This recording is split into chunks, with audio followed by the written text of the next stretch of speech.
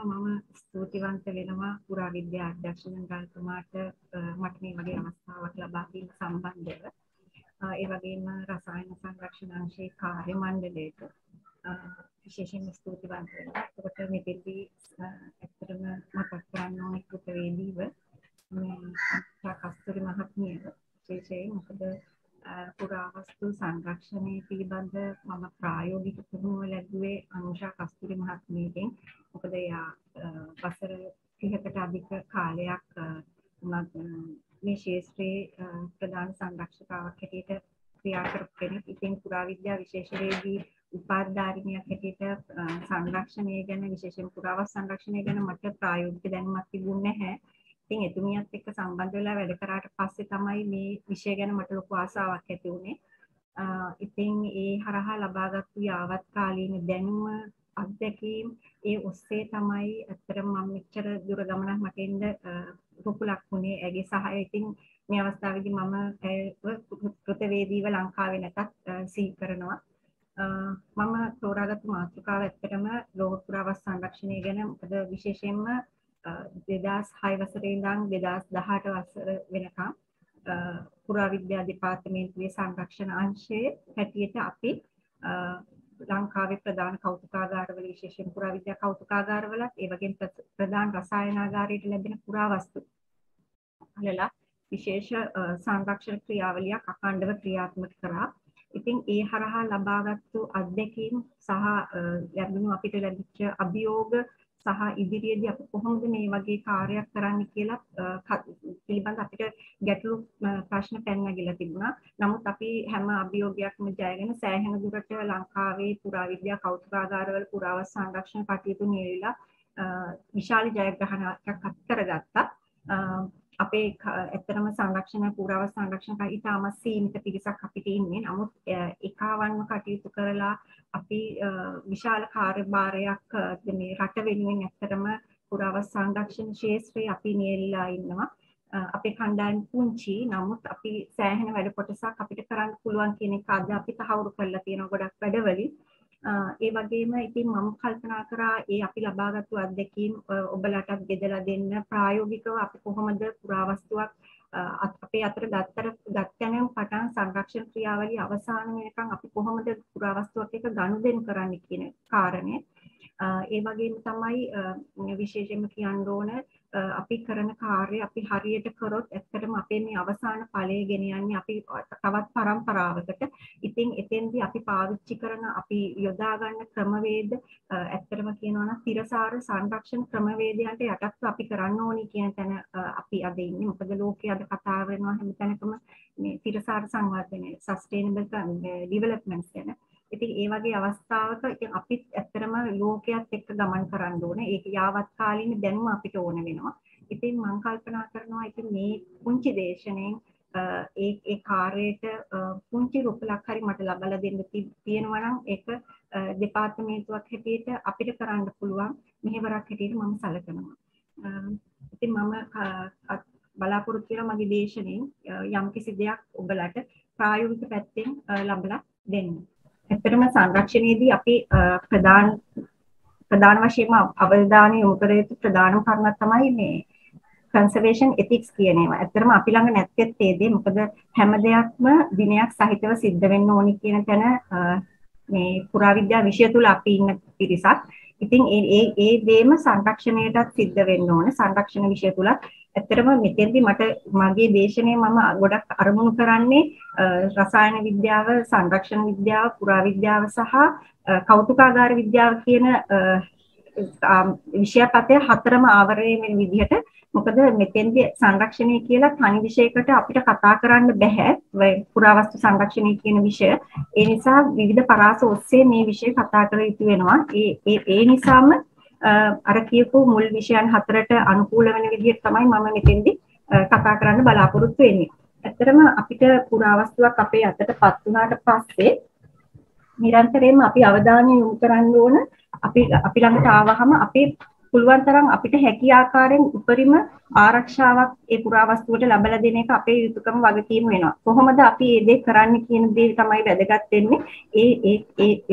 එසේ කිරීමේදී පුරාවස්තුවක් අතර ගැනීමේ පටන් අවසාන ක්‍රියාවලිය දක්වාම සිද්ධ කරන්න ඕනි මේ ආචාර ධර්ම වලට අනුකූලව. දැන් අපි හිතමුකෝ අපිට හම්බ වෙනවා පුරාවස්තුවක් අපිට හම්බ වුණාම ඒ පළවෙනිම අපිට හඳුනා ගැනීමේ හැකියාවක් තියෙන්න ඕන සංරක්ෂකයාට මේ පුරාවස්තුව හදලා තියෙන ද්‍රව්‍ය කුමක්ද කියලා. එතෙන්දී අපි පාවිච්චි කරන වචනේ තමයි මැටීරියල් එක. ඒ වගේම ඊළඟට අපිට පාවිච්චි පුරාවස්තුව දැක්කහම අපිට අවබෝධයක් තියෙන්න ඕන අපි මේ පුරාවස්තුවට භාවිතා කරන්නේ නැත්නම් අපි ප්‍රතිකාර කරන්න ක්‍රමවේදය කුමක්ද කියන. ඒ කියන්නේ අපි මේ පුරාවස්තුවට මැදිහත් වෙන්නේ කොයි ආකාරයකද කියන එක හරිම වැදගත් වෙනවා. ඒ නිසා මෙන්න මේ වාර්තාකරණය කියන දේ ගැන දැඩි අවධානයක් යොමු කරන්න වෙනවා සංරක්ෂකෙක් හැටියට. ඒක තමයි අපේ පළවෙනි ආචාර ධර්මය විය යුත්තේ. ඒ වගේම පුරාවස්තුවක් අපි ළඟට ආවහම අපිට මේ පුරාවස්තුවක් තුළ සැඟවිලා තියෙන ඓතිහාසික තොරතුරු කිසියම් කෙනෙකුටවත් විනාශ කිරීමටවත් එහෙම නැත්නම් වෙනස් කරන්නවත් නැත්නම් ඉවත් කරන්නවත් අපිට අයිතියක් නැහැ. මම ළඟට එන පුරාවස්තුව කොයියම් මොහොතක හෝ ඒ තියෙන වූ වටිනාකමක් සාධකයක් යම්කිසි ශේෂයක් තිබේ නම් එය මා විසින් විනාශ කළහොත් මම ඒට දඬුවම් ලැබිය යුත්තේක් වෙනවා. ඒ නිසා අපි නිරන්තරයෙන් ඒ පුරාවස්තුව සතුව පවතින සාධක අනිවාර්යයෙන්ම ආරක්ෂා කිරීම වැදගත් වෙනවා. ඒ වගේම තමයි නිරන්තරයෙන්ම අපි පුරාවස්තුවකට යොදන ද්‍රව්‍යයන් තියෙනවා. ඒ හැම වෙලාවකම මැදිහත් වෙන හැම වෙලාවකම අවම මැදිහත් වීම සිද්ධ වෙන යුතු වෙනවා. මොකද අපේ අතින් පුරාවස්තුවක් ඇල්ලෙන වාරයක් පාසා සිද්ධ වෙන්නේ පුරාවස්තුව විනාශයට පත්වීම. ඒ නිසා නිරන්තරයෙන් පුරාවස්තුවක තියෙන වටිනාකම්, ඒ කියන්නේ අපි කියනවා මේ කන්සර්වේෂන් වැලියුස් කියලා. ඉතින් ඒ වගේ තියෙන වටිනාකම් හැම නිරන්තරයෙන් ආරක්ෂා කරන්න අපි බැඳිලා ඉන්නවා. ඒ කියන්නේ වටිනාකම් කිව්වහම ඓතිහාසික වටිනාකමක් වෙන්න පුළුවන්. මේ වටිනාකම එහෙම නැත්නම් සෞන්දර්යාත්මක වෙන්න පුළුවන්. සමහරක් විට පුරාවිද්‍යාත්මක වටිනාකමක් වෙන්න පුළුවන්. එහෙම නැත්නම් ඒක තාක්ෂණික වටිනාකමක් වෙන්න පුළුවන්. ඒ සියලුම කරුණු කාරණා ආරක්ෂා කරන්න සංරක්ෂකෙක් හැටියට බැඳී සිටිනවා. මෙතෙන්දී අනිවාර්යයෙන්ම කිය යුතු ප්‍රධානම කරුණක් තමයි ශ්‍රී ලංකාව 1956 දී මේ යුනෙස්කෝ ප්‍රඥප්තියට අත්සන් කරපු රටක්. එතකොට අපි මේ කරන සියලුම සංරක්ෂණ කාර්යයන් අපි සිද්ධ කරන්න ඕනේ මේ යුනෙස්කෝ ප්‍රඥප්තියට අනුකූලව. ඔයගොල්ලෝ දන්නවා ඇති දැනටමත් මේ චාර්ටර්ස් කියලා අපි හඳුන්වනවා. නොයෙකුත් විවිධ ඇතැස් චාර්ට් කියලා වෙනිස් චාර්ට්, බුරා චාර්ට් ඒ වගේ විවිධාකාර ලෝකයේ පිළිගත්තු මේ චාර්ටර්ස් තියෙනවා. ඉතින් ඒ වගේ ඒවට අනුකූලව තමයි අපි නිරන්තරයෙන් වැඩ කරන්නේ. ඒ විතරක් නෙවෙයි අපේ දෙපාර්තමේන්තුව වෙනවා අපේ තියෙනවා ස්ථාවර නියෝග. සංරක්ෂණය සම්බන්ධව ස්ථාවර නියෝග තියෙනවා. අපි මේ වෙන විට වැඩ කර යුත්තේ අන්න ඒ කියන දෙපාර්තමේන්තුව සතු වෙලා තියෙන ස්ථාවර නියෝග වලට අනුකූලව. ස්ථාවර නියෝග වලට පිටින් අපිට වැඩ කරන්න ඇත්තටම අයිතියක් නැහැ. එතෙන්දී ඇත්තටම එහෙම වැඩ කරොත් වෙන්නේ පුරාවස්තුව තවත් පරම්පරාවකට ඉදිරියට ගමන් කිරීමට හැකියාව අපි වළක්වන එක. කියන්නේ අපි අතින් පුරාවස්තු විනාශ වෙන එක.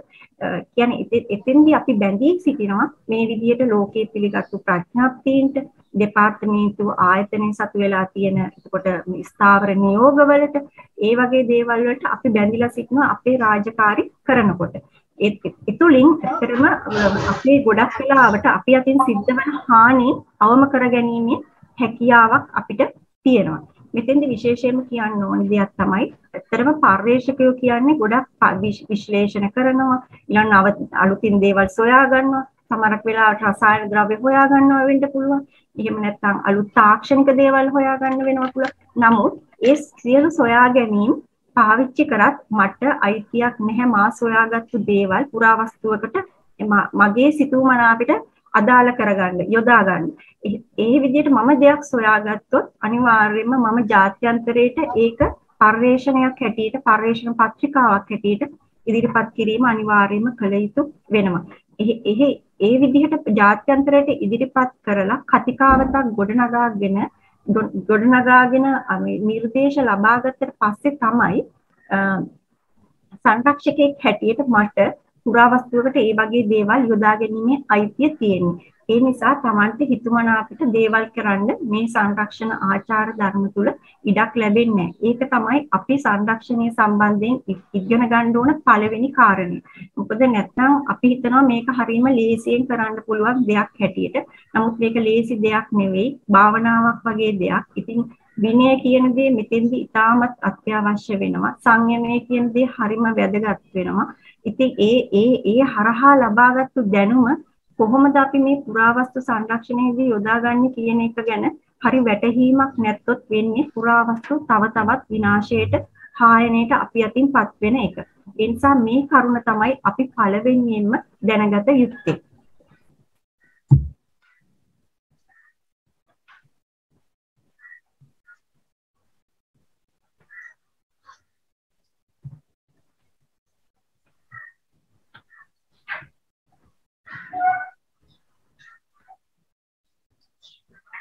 පුරාවස්තු සංරක්ෂණය ඇත්තටම කියන්නේ නොනැසී සිද්ධ වෙන ක්‍රියාවලියක්. ඒට හේතුව තමයි පුරාවස්තු විනාශ නොවී තියෙන්න නම් ඇත්තටම පරිසරය කියන දේ හරිම වැදගත් වෙනවා. පරිසරය අපිට ඇත්තටම අවශ්‍ය විදිහට තියාගන්න පුළුවන් දෙයක් නෙවෙයි. එතකොට පරිසරය කියන්නේ නිරන්තරයෙන් වෙනස් වෙනවා. ඒකට අපි ජීවත් වෙන්නේ සමකාසන්න රටක. අපේ රටේ උෂ්ණත්වය වැඩි, තෙතමනය වැඩි, ඊළඟට ආලෝක ඉරේලිය වැඩි. ඉතින් ඒ වගේ ආලෝකය හොඳටම තියෙන රටක්. එතකොට ඒ වගේ ප්‍රශ්න අපිට ගොඩක් තියෙනවා මේ පරිසරයෙන් තියෙන පුරාවස්තු වලට සිද්ධ වෙන බලපෑම හරහා. එලිමහනේ තියෙන පුරාවස්තු ගත්තොත් ගොඩක් වෙලාවට ඒවට සිද්ධ වෙන හානිය අභ්‍යන්තරයේ තියෙන පුරාවස්තු වලට වැඩිය අවුට්ඩෝර් පුරාවස්තු වලට වැඩිය ඉන්ඩෝර් පුරාවස්තු වලට මේ වගේ ගොඩක් ප්‍රශ්න එන්න අවකාශය තියෙනවා. මොකද අවුට්ඩෝර් පුරාවස්තු ගොඩක් වෙලාවට මේ එලිමහනේ තියෙනකොට නිරන්තරයෙන් පරිසරයත් එක්ක ගැටෙන්නේ. නමුත් ඉන්ඩෝර් පුරාවස්තු ගොඩක් වෙලාවට කෞතුකාගාරයේ ඇතුලේ තියෙන පුරාවස්තු ගොඩක් වෙලාවට මේ අඩු පාරිසරික තත්ත්වයන්ට ගොදුරු වෙන්නේ. නමුත් මෙතෙන්දි කියන්න ඕන කාරණයක් තමයි මේ පුරාවස්තු හානිය කියන එක පිටත තිබ්බද ඇතුළත තිබ්බද කියන එක නෙවෙයි ප්‍රශ්නේ වෙන්නේ. මේ පරිසරය අපි කොහොමද පාලනය කරගන්නේ කියලා. ඒ හින්දා නිරන්තරයෙන් පුරාවස්තු සංරක්ෂකයෙක් හැටියට නිරන්තරයෙන් අවධානය යොමු කරන්න ඕන කාරණයක් තමයි මේ පුරාවස්තුවකට කොහොමද අපි ගැළපෙන විදිහට මේ පරිසරය සකස් කරගන්නේ, කොහොමද අපි පරිසරයට ගැළපෙන විදිහට පුරාවස්තුව ගබඩාගත කරගන්නේ කියන කාරණේ. එතකොට එතෙන්දී අවධානය යොමු කරන්න ඕන පුරාවස්තුවක් හැදිලා තියෙන ද්‍රව්‍ය කුමක්ද කියන කාරණේ. එතකොට ඕනෑම ද්‍රව්‍යයක් හැදිලා තියෙන්න පුළුවන් කාබනික ද්‍රව්‍යයක් වෙන්න පුළුවන්, අකාබනික ද්‍රව්‍යයක් වෙන්න පුළුවන්. ওই දෙවර්ගයෙන් එක් වර්ගයකට අයිති වෙන ඕනෑම භාණ්ඩයක්. එතකොට ඒ විදිහට හම්බ වෙන භාණ්ඩ අතුරින් මේ කාබනික භාණ්ඩ කියන දේවල් ඉතාමත් ඉක්මනින් විනාශ වෙනවා. පොදුවේ ගත්තොත් මේ පුරාවස්තු විනාශ වීම කෙරෙහි අපි මුලින්ම කතා කරා වගේ මේ මූලිකවම බලපාලා තියෙන මේ දේශගුණ. මම මුලින් කිව්වනේ අපේ රට සමකාසන්න රටක්, ඉරේලිය හොඳට වැටෙන රටක්. ඉතින් ඒ වගේ වැස්ස තදින් මේ දවස්වල නම් හරියට වැස්ස. ඉතින් ඒ වගේ දේශගුණික විපර්යාසයන් නිරන්තරයෙන් සිදුවෙච්ච දිනපතා සිදුවෙන රටක්. එතකොට ඒ වගේ පරිසරයක ශුද්ධ ජීවීන් වර්ධනය වැඩි, වායුගෝලයේ තියෙන අපද්‍රව්‍ය දවසින් දවස වැඩි වෙනවා. ඒ වගේ හේතු කාරණා අනිවාර්යයෙන්ම මේ පුරාවස්තු විනාශ වීම කෙරෙහි දැඩිව බලපානවා. පිටත මේ එලිමහනේ ප්‍රදර්ශනයේ තියෙන පුරාවස්තු වලට මේ අභ්‍යන්තරයේ තියෙන ගබඩාගත කරලා හරි ප්‍රදර්ශනයේ තියෙන හරි පුරාවස්තු සම්බන්ධ. ඒ වගේම තමයි ඒ විතරක් නෙවෙයි දැන් ස්වභාවිකව සිද්ධ වෙන විපර්යාසන. ඒකෝට අපි අතින් සිද්ධ වෙන වැරදි කොච්චර තියෙනවද? මිනිස්සු හැටියට අපි හරියට පුරාවස්තු වලට හානි කරන අවස්ථා මේ ශේෂ්ත්‍රයේ තුර එමටව දක්නට වෙනවා. අපේ ඇත්තටම ප්‍රධාන කාරණේ අර මම කීප සැරයක් කිව්වනේ අපේ වැරදි ගබඩාකරණය. හරියට ගබඩාකරණයක් නොතිබ්බොත් ඇත්තටම වෙන්නේ පුරාවස්තු වලට හානියක්. හරි ප්‍රදර්ශනයකට කෞතුකාගාරයක නම් නිසි ප්‍රදර්ශනයක් නොතිබ්බොත් එතුළින් වෙන්නේ පුරාවස්තුව තවදුරටත් හානියටපත් වීම. ඒ විතරක් නෙවෙයි හිතාමතාම මිනිස්සු අතින් සිද්ධ වෙන වැරදීම් තියෙනවා. සමහරක් විට නොදන්නාකම නිසා පුරාවස්තු වලට හානි වෙන්න පුළුවන්. සමහර නොගැලපෙන රසායන ද්‍රව්‍ය යොදා ගැනීමෙන් පුරාවස්තු වලට හානි වෙන්න පුළුවන්. සමහර වෙලාවට පුරාවස්තුත් එක්ක අත්හදා බලන්න යෑමෙන් හානි වෙන්න පුළුවන්. ඒ වගේ මිනිස්සුන්ගේ හිතාමතා හෝ නොසිතා වැරදි සිද්ධ වෙන්න පුළුවන්. ඒ විතරක් නෙවෙයි. දැන් අපේ රට අවස්ථා කීපයකදීම මේ ස්වභාවික විපත් වලට ගොදුරු වෙච්ච රටක්. දැන් මේ දිනවල නම් ඇත්තටම අධික වර්ෂාවත් එක්ක ගම් වතුර. මේ වර්ෂය පුරාම අපිට තිබිච්ච ලොකුම ප්‍රශ්නයක් තමයි ගම් වතුර. ඒ වගේම කන්ද උඩරට පළාත්වල නම් නාය යෑම වගේ ප්‍රශ්න තිබුණා. ඊළඟට 2004 වර්ෂයේදී අපේ රටේ සෑහෙන මූදුබඩ ප්‍රදේශ විශාල වශයෙන් සුනාමි තත්ත්වයන් නිසා විනාශයටපත් වුණා. එතකොට දැන් සුනාමි වගේ එකකදී අපේ දැන් ගාල්ලේ තියෙන මුහුදු පුරාවස්තු ඒකකයේ තිබිච්ච මුහුදු පුරාවස්තු විශාල ප්‍රමාණයක් ගණන් කර නොහැකි ප්‍රමාණයක් සුනාමි තත්ත්වයේ ඇති මුහුදට බිහි වෙලා තියෙනවා. ඉතින් ඒ වගේ තත්ත්වයන් තුළ පුරාවස්තු වලට සිද්ධ වන හානිය අතිමහත්. ඉතින් අපිට ඒක ගණනය කරන්න බෑ කොච්චරක් හානියක් වෙනවද කියලා. නමුත් අර අපේ රටේ එක දෙයක් තියෙනවා භූමිකම්ප හැම නෑනේ. ඒ නිසා පොඩ්ඩක් විතර අපිට පොඩි අවස්ථාවක් තියෙනවා ඒ තත්ත්වයෙන් මිදෙන්න. නමුත් ඉදිරියේදී කොහොම වෙයිද දන්නේ නැහැ. නමුත් මේ කියන තත්ත්වයන් තුළ අපිට මේ හදිසි තත්ත්වයන්, ඒ කියන්නේ ඩිසාස්ටර්ස් වලට අපිට ඉදිරියේදී අපේ රටටත් මුහුණ දෙන්න වෙයි. එතකොට පුරාවස්තු කියන එකටත් ලොකු අභියෝගයක් තියෙයි. කොහොමද අපි ඒ වගේ අභියෝගයකට මුහුණ ඒ වගේ චැලෙන්ජ් එකක් අපි කොහොමද චැලෙන්ජ් එකක් බාරගන්නේ පුරාවස්තු සංරක්ෂකයෙක් හැටියට. ඒ වගේ කරුණුත් මෙතෙන්දී බලපානවා.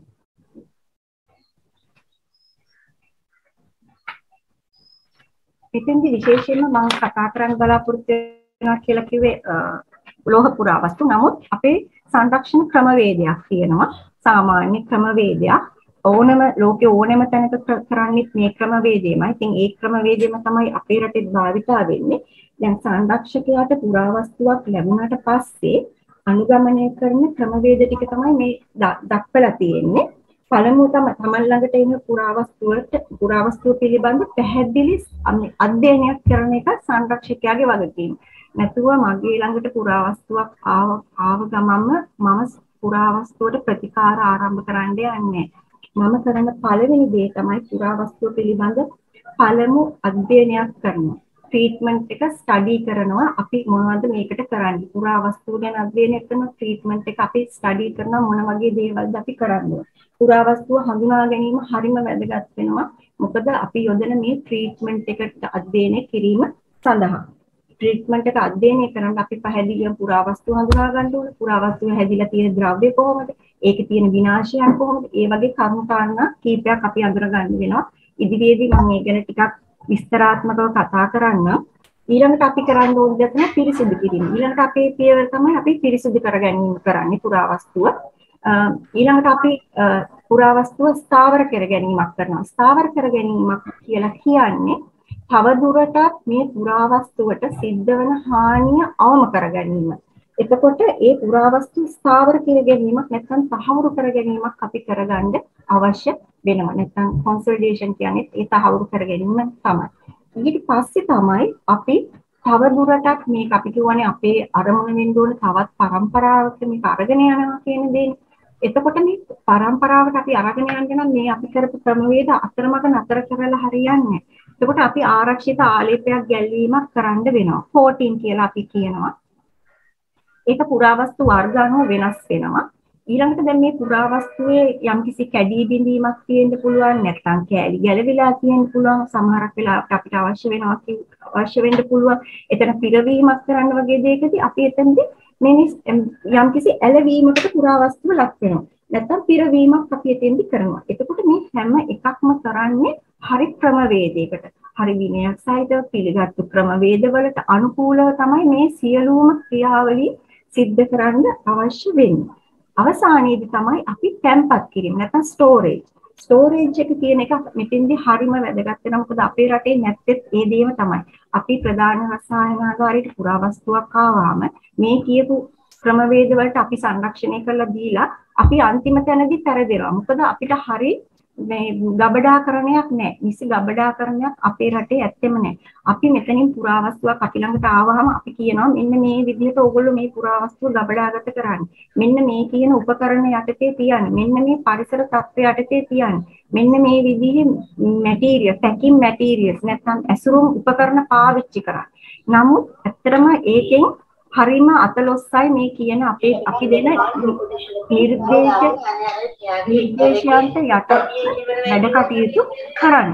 අන්න ලොකු වැරදීමක් අපිට සිද්ධ වෙලා තියෙනවා මේ ගබඩාකරණය සම්බන්ධයෙන් අපේ රටේ.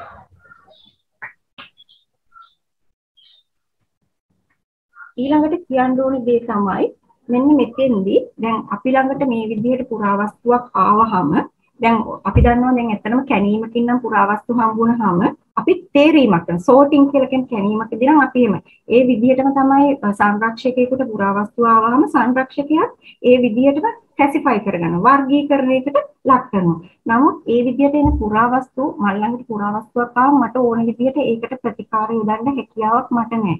මට ඒ ගේන පුද්ගලයා අපි හිතමු පුරාවිද්‍යාඥයෙක් මේ පුරාවස්තුව මට බාර දුන්නා කියලා කැණීම් වංශයෙන් ගේනවා. ඒකට කැණීම් වංශයෙන් මට පුරාවස්තුවක් ගෙනල්ලා මේක සංරක්ෂණය කරලා දෙන්න කිව්වහම මගේ යුතුකම තමයි කොයි විදිහටද මේක සංරක්ෂණය වෙන්න ඕන. ඔබගේ අවශ්‍යතාවය කුමක්ද කියන දේ මම නොපැකිලව අහන්න ඕන දෙයක්. සංරක්ෂකයෙක් හැටියට මේක මේ සංරක්ෂණය වෙන්න ඕන කොහොමද? මේ පුරාවස්තුවේ කොයි කොටසද වෙන්න ඕන? එහෙම නැත්නම් මේක සම්පූර්ණයෙන්ම අපි මේක සංරක්ෂණය කරනවා. එහෙම නැත්නම් කෞතුකාගාරික තියෙන පුරාවස්තුන් නම් අපි ගොඩක් වෙලාවට කියන්නේ ප්‍රදර්ශනයේ. එතකොට ප්‍රදර්ශනය ආරම්භ කරගෙන තමයි මේ සංරක්ෂණය වෙන්නේ. සමහරක් ඒවා තියෙන අඩුම වශයෙන්, ඒ කියන්නේ මිනිමම් හැටියට. කියන්නේ අවම වශයෙන් තමයි සංරක්ෂණය කරන්නේ. සමහරක් දේවල් වෙලාවට කියන මෙන්න මේ කොටස විතරක් මට මගේ පරිශ්‍රණයට මේ කොටස විතරක් මට කරලා දෙන්න. එතකොට අපි එතන අර්ධ ලෙස සංරක්ෂණය කිරීමක් කරනවා. එතකොට සමහරක් වෙලාවට මේ සංරක්ෂණය කරන්න ආවම ඒගොල්ලෝ කියනවා අපිට මේක සම්පූර්ණයෙන් කරලා දෙන්න. එතකොට අපි ඒ වෙලාවට කියනවා මේක ෆුල් කන්සර්වේෂන් එකක් දාලා දෙන්න. එතකොට අපි ඒක ෆුල් සම්පූර්ණ සංරක්ෂණයක් තමයි එතෙන්දි වෙන්නේ. එතකොට සමහරක් අවස්ථාවල පුරාවස්තු හොඳටම හොඳයි. ඒ වෙලාවට අපි කියනවා මෙයා ඉන්නේ පුරාවස්තු good condition එකකින් කියනවා. එතකොට එයා හරිම ස්ථාවරයි. ඒ වෙලාවට අපි කියනවා මේ පුරාවස්තු හරිම stable කියලා. එතකොට අපිට ඒ වගේ පුරාවස්තු වලට ඇත්තටම අපි ප්‍රතිකාර කරන්න යන්නේ නැහැ. එහෙම හොඳ තත්ත්වයේ තියනවා නම් ඇත්තටම අනවශ්‍ය විදිහට මැදිහත් වෙන්න යන්නේ. අන්න ඒ කාරණය පුරාවස්තු සංරක්ෂණයේදී ඉතාම වැදගත් වෙනවා. මොකද සංරක්ෂකයාට හැකියාවක් තියෙන්න ඕන මම සංරක්ෂණයේදී අත තියන්නේ මොන වගේ පුරාවස්තු වලටද කියන කාරණේ. පුරාවස්තුව ගේන පුරාවිද්‍යාඥයට හෝ වෙන කෙනෙකුට හෝ බාර දෙන අයිතිකරුට පුරාවස්තුව සම්බන්ධයෙන් අවබෝධයක් නොතිබෙන්න පුළුවන්. නමුත් පුරාවස්තුව සංරක්ෂණයට බාර ගන්න මට හැකියාවක් තියෙන්න ඕන මේ පුරාවස්තුව තියෙන හොඳ තත්ත්වේ මේකට මුකුත් කරන්න එපා. මේක මෙන්න මේ කියන පාරිසරික තත්ත්වයට පාලනයකින් තියාගන්න කියන මේ නිර්දේශ දෙන්න මට හැකියාවක් තියෙන්න ඕන. අන්න ඒ කියන කරුණු අතිශය වැදගත් වෙනවා මේ සංරක්ෂණ ශාස්ත්‍රය තුල පුරාවස්තු ටික රැකගන්න නම්. ඉතින් එතෙන්දී හරිම වැදගත් වෙනවා මේ කියන මේ සංරක්ෂණ ක්‍රමවේද ටික අනුගමනය කිරීම.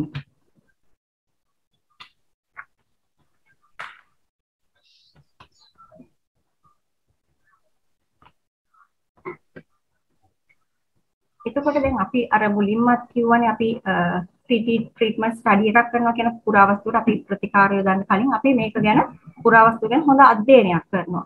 එතකොට අපි පුරාවස්තුව ඇත්තටම පරීක්ෂා කිරීම හරිම වැදගත් වෙනවා. මුලින් සඳහන් කරපු විදිහටම පුරාවස්තු සඳහා ප්‍රතිකාර ආරම්භ කළාට කලින් පුරාවස්තුව සම්පූර්ණ පරීක්ෂා කිරීමට ලක් කරන්න වෙනවා. එතකොට ඒ අවස්ථාවේදී අපි සාමාන්‍යයෙන් අපි මුලින්ම පරීක්ෂා කරන්නේ PVS තමයි අපි මේක පරීක්ෂා කිරීමක් කරනු ලබන්නේ. PVS අපි පාවිච්චි කරනවා. ඒ වගේම ඒක හරියට ඇත්තටම මේ පරීක්ෂාව කියන එක හරියට නිකන් මේ රෝගියෙක්ගේ රෝග විනිශ්චයක් හා සමානයි. මේ කරන මේ මූලික පරීක්ෂාව PVSෙන් වගේම ඊට පස්සේ අපිට ඇත්තටම PVS හරියන්නේ නැති වෙලාවට අපි අන්වීක්ෂ භාවිතා කරලා සිදු කරන්න පුළුවන් වෙනවා. නමුත් පුරාවස්තුවේ තියෙන හායන තත්ත්වය, ඒ කියන්නේ කොරෝෂන් එක කොහොමද? හායන කාර්ක කියන දේවල් සිද්ධ වෙලා තියෙන්නේ කොහොමද කියන එක PVSින්වත් අන්වීක්ෂයකින්වත් අපිට බලන්න බැරි අවස්ථාවල් හරියට තියෙනවා. ඒ ප්‍රමාණවත් නොවන අවස්ථාවල්. සමහර විට අපි PVSෙන් බලන් ගියාම අපිට කොරෝෂන් පේන්නේ. නමුත් අපි මයික්‍රොස්කෝප් එකක් පාවිච්චි කරොත් අපි ඊට වැඩි දෙයක් අපිට බලා ගන්න පුළුවන්. නමුත් ඊට මයික්‍රොස්කෝප් එකකින් නැත්නම් මයික්‍රොස්කෝප් එකකින් බලනවටත් වැඩිය අපිට විද්‍යාත්මක විශ්ලේෂණ කෙරෙහි යොමු වෙන්න තියෙන අවස්ථාවක් තියෙනවා. දැන් X-ray එකක් වගේ එකක්, XRF එකක් වගේ විනාශකාරී නොවන විශ්ලේෂණ ක්‍රමවේද වලට අපි ගියොත් අපිට පැහැදිලිවම විස්තරාත්මක තොරතුරු පුරාවස්තුව ගැන ලබා ගන්න හැකියාවක් තියෙනවා. එතකොට ඒක හරිම වැදගත් වෙනවා. මොකද පුරාවස්තු පරීක්ෂා කිරීමේදී ඒ තොරතුරු ඇත්තටම හරි වැදගත්. මොකද අපිට දැන් අපි එක්ස්රේ එකක් ගත්තු අපි මේ ප්‍රධාන රසායනාගාරයේ මේ එක්ස් රේඩියෝග්‍රැෆි කියන තාක්ෂණය අපි පාවිච්චි කරා තිරියාය පුරාවස්තු සම්බන්ධව. එතකොට අපිට පුරාවස්තුවේ මතු පිටින් පේන තොරතුරු වලට වැඩි මේ තොරතුරු ප්‍රමාණයක් අපිට අනාවරණය කරගන්න පුළුවන් හැකියාව ලැබෙනවා. ඒ විදිහට අර සෑහෙන තොරතුරු ප්‍රමාණය මේ කියන අලුත් විද්‍යාත්මක විශ්ලේෂණ ක්‍රම වලින් අපිට අනාවරණය කරගැනීමේ හැකියාවක් තියෙනවා. දැන් ඒ විදිහට අපි අනාවරණය කරගත්තු තොරතුරු සෑම දෙයක්ම අර මම මුලින්ම කිව්වා වගේ අර සංරක්ෂණ ආචාර ධර්ම වල පළවෙනි ක්‍රමවේදය හැටියට සඳහන් වෙච්ච මූලික වාර්තාකරණය කියන දෙයට අපි මේ සියලුම කරුණු ඡායාරූප මගින් වෙන්න පුළුවන්, ඊළඟට මේ සැලසුම් මගින් ස්කේල් ඩ්‍රෝවින් එකකින්, නැත්නම් ජල සැලසුමකින්, එහෙම නැත්නම් ඒ විදිහට මේ කරපු මේ සහායන කාරක පැහැදිලිව අඳුනා ගැනීමක් මගින්, කියන්නේ අපි ස්කේල් ඩ්‍රෝ එකක් කරනවා නම් නැත්නම් ස්කෙච් ඩ්‍රෝවින් එකක් කරනවා අනිවාර්යයෙන්ම අපිට පුරාවස්තුවේ තියෙන හායන කාරක නැත්නම් විශේෂ තැන් අපි අනිවාර්යයෙන්ම මේ ස්කේල් ඩ්‍රෝවින් එකේ අපි මාක් කරගන්න ඕනේ. ඒ සටහන් කරගෙන අනිවාර්යයෙන්ම අන්න ඒ දේ තමයි සංරක්ෂකයාට ඉතාමත් වැදගත් වෙන්නේ. මොකද අපිට හායන කාරක කියන දේ ඉතාමත් වැදගත්. මොකද යම් අවස්ථාවකදී අපිට අපේ අතින් ඒ හායන කාරකේ දැන් සංරක්ෂණය කරපම් ඉවත් වෙලා යනවා. කවදා හෝ දවසක මෙන්න මේකේ තිබුණේ මෙන්න මේ හායන කාරකකින් අපිට හඳුනා ගැනීමට ඒ ඩ්‍රෝවින් එක ඉතාමත් වැදගත් වෙනවා. අනිත් කාරණේ තමයි සාහිත්‍යගත තොරතුරු. නැත්නම් අපි කියන්නේ පුරාවිද්‍යාත්මක දත්ත. ඒ කියන්නේ ඓතිහාසික තොරතුරු වගේ දේවල්. මොනවා හරි ඒ පුරාවස්තු සම්බන්ධයෙන් ලියවිලා තියෙන දේවල් තියෙන්න පුළුවන්, ලිඛිතව තියෙන්න පුළුවන්, සමහරකට අපිට නැත්නම් සමහර පුරාවස්තු සම්බන්ධව වාචිකව අපිට අහන්න ලැබෙන දේවල් තොරතුරු තියෙන්න පුළුවන්. ඉතින් ඒ තොරතුරුත් මේ කියන වාර්තාගත අපේ වාර්තාකරණයේදී අනිවාර්යයෙන්ම අඩංගු කරන්න වෙනවා.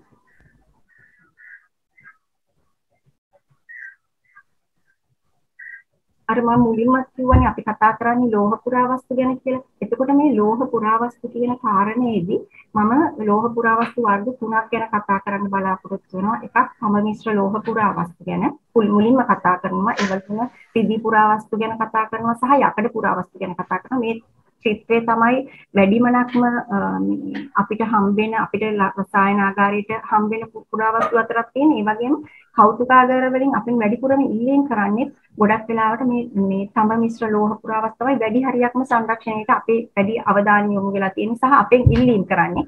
අපි අනිත් දේවල් නොසලකා හරිනවා නෙවෙයි. නමුත් අපි ඉතිහාසයේ පුරා අපි සලකලා බලනකොට අපි වැඩි හරියක් සංරක්ෂණය කරලා තියෙන මේ තඹ මිශ්‍ර ලෝහ පුරාවස්තු. ඉතින් එතෙන්දී මේ තඹ මිශ්‍ර ලෝහ නැත්නම් බ්‍රොන්ස් ඔබ්ජෙක්ට් ගැන කියන කතා කරනකොට මේ පුරාවස්තු සම්බන්ධව අපිට ඇත්තටම මේවා ගොඩාක්ම පුරාවස්තු විශාල ප්‍රමාණයක් අපිට හම්බෙන්නේ පොළොවේ යට තියෙනවා. එතකොට එකම ස්තරයක විවිධ වර්ගවල පුරාවස්තු තියෙන්න පුළුවන් හැකියාව තියෙනවා. සමහර ඒවා ඉතාමත් අදින් හායනයටපත් වෙලා තියෙන පුරාවස්තු වෙනවා. දැන් මේ ඡායාරූප දිහා බලනකොට බලන ඕනම කෙනෙකුට පේනවා මේ පුරාවස්තු කොච්චර දි รา පත් වීමකට ලක් වෙලාද කියන කොච්චර හානියක් වෙලාද. එතකොට ඒ වගේ පුරාවස්තු වලට තමයි මේ මෙතෙන්දී හරි ප්‍රතිකාරයක් අපි යොදන්න වෙන්නේ. ඒ නිසා පළමුව මේ විදිහට පුරාවස්තුවක් අපිට හායනය ලක් වෙලා තියෙනවා. සමහරක් ඒවා ඇත්තටම හොඳම තත්ත්වයේ තියෙනවා පොළොවේ යට තිබිලා. ඉතින් එතකොට ඒ වගේ පුරාවස්තු අපිට හම්බුනාම අපිට දැනෙන්න ඕන කොහොමද අපි මේක හරි ක්‍රමවේදයට සංරක්ෂණය කරලා දෙන්නේ කියන කාරණේ. මේ කියන තඹ මිශ්‍ර ලෝහ පුරාවස්තු වල ඇත්තටම හරිම ප්‍රශ්නගත අවස්ථා තමයි මේ ඡායාරූප වලින් දක්වලා තියෙන්නේ. මොකද මේ වගේ පුරාවස්තුවක් කරන්න අපිට ගොඩක් වෙලාවට සමහර කාලවල මාස දෙකකටත් එක පුරාවස්තුවකට අපි මාස දෙකකට අධික කාලයක් සංරක්ෂකයෙක් ගන්නවා. මේ තියෙන හැම කොරෝෂන් එකක්ම හැම පුංචි පාටිකල් එකක්ම මේ සුදු පාටින් පේනවා, ලා කොළ පාටින් පේනවා, විවිධ වර්ණ වලින් පේනවා, කහ පාටින් පේනවා. මේ එකක් දශමයක් යවන්න අපිට සෑහෙන වරුවක් තරම් කාලයක් අපි මේවට මිඩංගු කරනවා. ඒ හැම වෙලාවකම අපි මයික්‍රොස්කෝප් එකක් පාවිච්චි කරනවා. මොකද ඇත්තටම මයික්‍රොස්කෝප් එකක් පාවිච්චි කරන්නේ අපෙන් සිදුවන හානිය අවම කරන්න. මොකද පියවි ඇසෙන් බලනවට වැඩිය අර මයික්‍රොස්කෝප් එකක් ලෙන්ස් එකක් වගේ එකකින් අපිට දැක ගන්න පුළුවන් ප්‍රමාණ මේ හායන තත්ත්ව වැඩියෙන් තොරතුරු ප්‍රමාණයක් අපිට අනාවරණය කරගැනීමේ හැකියාවක් තියෙනවා. ඇත්තටම දැන් මේ ලෝහ ගැන කතා කරනකොට මේ රන් ලෝහය කියන එක එරුණාම මේ සියලුම ලෝහ වර්ග අස්ථාවරයි. දැන් මේ විශේෂයෙන්ම මේ කතා කරන කොපර් ඇලොයි, තඹ මිශ්‍ර ලෝහ කියන දේ අස්ථාවරයි. ඒ වගේම මේ විකාදනය කිරීම වැඩි නැඹුරුවක් දක්වන ලෝහ වර්ගයක් තමයි මේ තඹ මිශ්‍ර ලෝහ රන් ලෝහය එරුණාම. මේ ලෝහ වර්ග හැදෙනකොට මේ හැදෙන්නේ නොයෙකුත් මූලද්‍රව්‍ය එකට එකතු වෙලා යනවා. සාමාන්‍යයෙන් අපි දන්නවනේ ඔක්සිජන් වගේ දේවල් තියෙනවා, සල්ෆර්, ඊළඟට කාබන්, ෆොස්ෆරස්, ඒ වගේ ක්ලෝරින් වගේ නොයෙකුත් මූලද්‍රව්‍ය වලින් තමයි මේ ලෝහ වර්ග හැදෙන්නේ. නමුත් මේ විවිධ වර්ග එකට එකතු වෙලා හැදෙන ලෝහ වර්ග විවිධයි. ඒ කියන්නේ දැන් එක ලෝහ වර්ගයක් අනිත් ලෝහයකින් වෙනස් වෙනවා. මේක වෙනස්කම අපි අඳුරගන්නේ කොහොමද? පුරා ලෝහ වර්ගවල තියෙන හැඩය අනුව එකක්. අනිත් එක ලෝහ වර්ගවල තියෙන වර්ණය අනුව, කලර් එක අනුව. අනිත් එක මේකේ තියෙන මේ appearance එක අනුව. appearance එකත් හරිම වැදගත් වෙනවා අපිට ලෝහය හඳුනා ගැනීම. අනිත් එක මේකේ තියෙන density එක. ඕනෑම ලෝහයක density එකක් තියෙනවා, ඝනකමක් තියෙනවා. ඊළඟට volume එක, පරිමාප. ඔන්න ඔය කියන කාරණා තමයි එක් ලෝහයක් තවත් ලෝහයක හඳුනා ගැනීමේ හැකියාවක අපිට හඳුනා ගැනීමේ හැකියාවක් තියෙනවා. ඉතින් මේ විදිහට හඳුනා ගන්න ලෝහ වර්ග මම අර මුලින් කිව්වා වගේ අර සමහර ලෝහ වර්ග හරිම ස්ථාවරයි, හරිම ශක්තිමත්, හායනයට ලක් වෙලා නැහැ, අපිට කරන්න දෙයක් නැහැ වගේ පුරාවස්තු වලට හොඳම තත්ත්වයේ තියෙනවා. එතකොට අපි මේ වගේ පුරාවස්තු වලට කියනවා good condition කියලා. නමුත් සමහරක් ලෝහ වර්ග තියෙනවා ඉතාමත් දුර්වල තත්ත්වයේ. එතකොට අපි කියනවා ඒවා එයා ඉන්නේ poor condition එකේ කියලා. ඒ කියන්නේ ඉතාමත් දුර්වල තත්ත්වයේ. poor condition කියලා කියනවා. එතකොට එයා හරිම අස්ථාවර. ඒ වෙලාවට අපි කියනවා unstable කියලා. ඒකට අපි කියනවා මේ පුරාවස්තුව හරිම unstable, හරිම දුර්වල තත්ත්වයක තියෙන පුරාවස්තුවක් කියලා. එතකොට දැන් මේ මෙතෙන්දි කතා කරන මේ සම මිශ්‍ර ලෝහ පුරාවස්තු දිහා බලනකොට මේ ගොඩාක් පුරාවස්තු මේ මුලින් තියෙන පුරාවස්තු ගොඩක් ඒවා හරිම අස්ථාවර පුරාවස්තු බව පැහැදිලි වෙනවා. එතකොට දැන් මේ විදිහට අපිට මේ හම්බ වෙන සම මිශ්‍ර ලෝහ පුරාවස්තු වල කායන කාරක ගැන අවධානය යොමු කරන කාරක වර්ග තුනක් අපිට දක්නට ලැබෙනවා. එකක් තමයි කොපර් ක්ලෝරයිඩ් කියන වර්ගය, අනිත් එක කොපර් ඔක්සයිඩ් වර්ගය, අනිත් එක කාබනීට වර්ගය. එතකොට මේ කොපර් ඔක්සයිඩ් කියන වර්ගය තමයි මේ කහ පාටින්, එහෙම නැත්නම් තද රතු පාටින්, කළු පාටින් සහ මේ තැඹිලි පාටින් අපිට දක්නට ලැබෙන්නේ මේ ඡායා රූප වලින්. එතකොට ඒක තමයි කොපර් සම මිශ්‍ර ලෝහ නැත්නම් කොපර් ඇලොයි ඔබ්ජෙක්ට්ස් වල තියෙන එක හායන කාරකයක්. විකාදන ඵලයක් හැටියට අපි කියනවා මේ ඔබ්ජෙක්ට් එකේ තියෙන ඔක්සයිඩයක් කියලා. මේ ඔබ්ජෙක්ට් එකේ මෙන්න ඔක්සයිඩ් බැඳිලා තියෙන්නේ කියලා. අපි ඔන්න මේ වෙලාවට කියන්නේ අන්න මේ වචනේ අපි පාවිච්චි කරනවා මේ ඔක්සයිඩ් කියන වචනේ පාවිච්චි කරනවා. පුහුණු සංරක්ෂකයෙකුට පුරාවස්තුවක් අතට ගත්තොත් එහෙම සම මිශ්‍ර ලෝහ පුරාවස්තුවක් හරියටම අධ්‍යයනය කරලා හරි නිවැරදි අවබෝධයක් තියෙනවා නම් එයාට ටක් දාලා මේ කියන මේ හායන කාරක ටික අඳුනා ගැනීමේ හැකියාවක් තියෙනවා. විශේෂයෙන් මෙතෙන්දි මේ වර්ණය කියන දේ හරිම වැදගත්. මේ හායන කාරකවල දක්නට ලැබෙන මේ විකාදන ඵලවල තියෙන මේ වර්ණය අපිට මේ වර්ණයෙන් පුළුවන් ඇත්තටම මේ පුරාවස්තුව තැන්ලා තියෙන ද්‍රව්‍ය දැන් කොළ පාටින් තියෙනවා නම් අපි කියනවා සම මිශ්‍ර ලෝහයෙන් කරපු පුරාවස්තුවක් කියනවා. ඒ වගේම දැන් දුඹුරු පාටින් නම් අපි කියනවා යකඩ පුරාවස්තුවක් වගේ තියෙන දේ. ඒ වගේ දිලිසෙන වගේ ස්වභාවයක් නම් අපි ඒවට කියනවා ටින් කියලා. ඉතින් ඒ වගේ අර ඒ එක්ක පුරාවස්තුවේ හායන විකාදන ඵලයත් එක්ක කොරෝෂන් එකත් එක්ක හායන විකාදන ඵලෙ එහෙම නැත්නම් කොරෝෂන් එකත් එක්ක අපිට කියන්න පුළුවන් මේ පුරාවස්තුව මේ හදලා තියෙන මෙන්න මේ කියන ලෝහයෙන් කියන එක පැහැදිලිව අපිට අඳුරා ගැනීමේ හැකියාවක් තියෙනවා. ඇත්තටම දැන් මෙතෙන්දි මේ තියෙන පුරාවස්තු අතරින් අපිට වැඩිම නම් ප්‍රශ්න තියෙන්නේ මේ ක්ලෝරයිඩය කියන එකත් එක්ක. ක්ලෝරයිඩය තමයි අපි මේ සම මිශ්‍ර ලෝහ පුරාවස්තු වලට දරුණම හානියක් කරන විකාදන ඵලයේ වෙලා තියෙන්නේ. එතකොට මේක වර්ණ තුනකින් අපිට දක්නට ලැබෙනවා. එක වර්ණයක් තමයි ලයිට් ග්‍රීන් කලර් එක. ඒ කියන්නේ ලා කොළ පැහැති වර්ණයෙන් මෙයා ඉන්නවා. එතකොට මේක අපි කියනවා ඇත්තට මේ වෙලාවට අපි කියනවා මේක පිටින් කොරෝෂන් එකක් කියලා. ඒ කියන්නේ වල සහිත වල ගැහිලා තියෙන හරිය. පිටඩ් සර්ෆේස් එකක්. එතකොට ඒ පිටඩ් සර්ෆේස් එක එවැනි පිට්ස් වලින් මේ හැදිලා තියෙන වාට්ස්. දැන් මේකේ සමහරක් වෙලාවට ඔයාලට පැහැදිලිව පේනවා ඇති. ඉතින් කුඩා ගැටි තියෙනවා. නිකන් ඉන්න වගේ ගැටි. මෙන්න මේක තමයි දරුණුතම රෝග ලක්ෂණයක් හැටියට අපි හඳුනා ගන්නවා. එතකොට ඒ වගේ තත්ත්වයක් ඒ වගේම තමයි සුදු පහටි දක්නට ලැබෙන තත්ත්වයක් තියෙනවා. සුදු පැහැති ඉටි වගේ තත්ත්වයක් තියෙනවා මේ පුරාවස්තු වල. මේ සම මිශ්‍ර ලෝහ පුරාවස්තු. අපි ඒවට කියනවා white waxy එකක් කියලා. ඒක පෙනුමට අපි කියන සාමාන්‍ය අපි කතාවට කියන white waxy looking එකක් තමයි මේ පුරාවස්තුවේ තියෙන්නේ කියනවා. දැන් ඉටි වගේ ඇලෙන්නේ පිටි වගේ ඉටි. එතකොට ඒ නිසා පුරාවස්තුව මොකද වෙන්නේ මේ කියන තත්ත්වයේ පුරාවස්තුව පතුරු ගැලීමකට ලක් වෙනවා, පැලෙනවා. ඒවා අන්තිමේදී මේක කුඩු බවට පත් වෙලා එහෙම නැත්නම් පවුඩරින් වෙලා පුරාවස්තු නොපෙනී යන තත්ත්වයට පත් වෙලා තියෙනවා. දැන් මේ පුරාවස්තු ක්ලෝරයිඩ් බැඳිච්ච පුරාවස්තු දෙකම අධ්‍යයනය කරනකොට පැහැදිලිව පේනවා හොඳටම විරූපී වෙලා. පුරාවස්තුව හඳුනාගත නොහැකි තත්ත්වෙන්න මේ සම්පූර්ණ ආවරණය වෙලා තියෙන කොරෝෂන් වලින්. එතකොට ඒ වගේ තත්ත්වයක් තුළ දැන් මේ සම්පූර්ණට අපි කියනවා මේකට ඇත්තටම මේ ලෙඩේ අපි හඳුන්වනවා තඹමල රෝගය කියලා. නැත්නම් බ්‍රොන්ස් ඩිසීස් කියලා. සමහරක් වෙලාවට තද කොළ පාට නැත්නම් බ්‍රයිට් දිලිසෙන කොළ පැහැයකින් යුක්තව තියෙනවා. තද කොළ පැහැකින් දිලිසෙන බ්‍රයිට් ග්‍රීන් කලර් එකක් තියෙනවා මේ පුරාවස්තුව. එතකොට අපි යන්නේ එතකොට මේ කියන පුරාවස්තුව මේ වෙලාවේ මෙන්න මේ කියන මේ තත්ත්වයන් තුළ මෙයා ඉතා අධික හායනයකට පත් වෙච්ච පුරාවස්තුවක් හැටියට අපි හඳුන්වනවා මේ කියන කාරණා එක්ක බලනකොට. ඊළඟට මේ පුරාවස්තු වල තවත් තියෙන කොපර් කාබනේට් එකකින්. කාබනේට් කියලා කියනකොට කාබනේට් වර්ග දෙකක් තියෙනවා. එක වර්ගයක් එකට අපි තද කොළ පාටයි. ඒකට අපි කියනවා මැලකයිට් එක කියලා.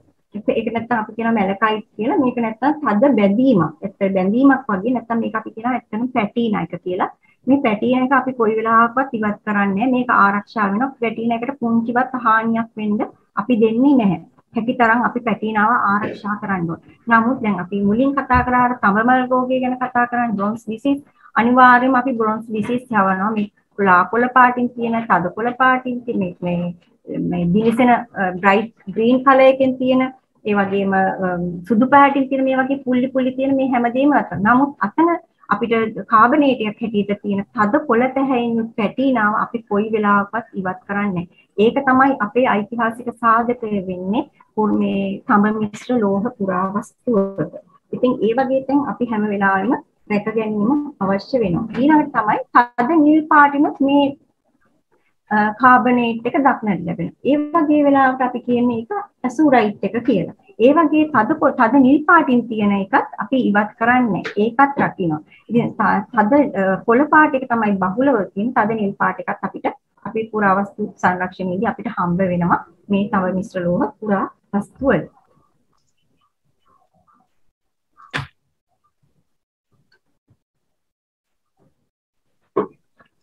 ඊළඟට සිල්ව පුරාවස්තු ගැන කතා කරොත් ඇත්තටම අපිට ගොඩාක් අවධානයෙන් යුතුව සංරක්ෂණය කරන්න ඕන මේ පුරාවස්තු විශේෂයක් වෙනවා. මොකද තඹ වලින් වගේම සිල් වලින් රිදී වලින් කරපු පුරාවස්තු හායනයට ලක් වෙනවා. නමුත් මොකද පහසුවෙන්මත් හායනයට ලක් වෙනවා ප්‍රමාණය වැඩි.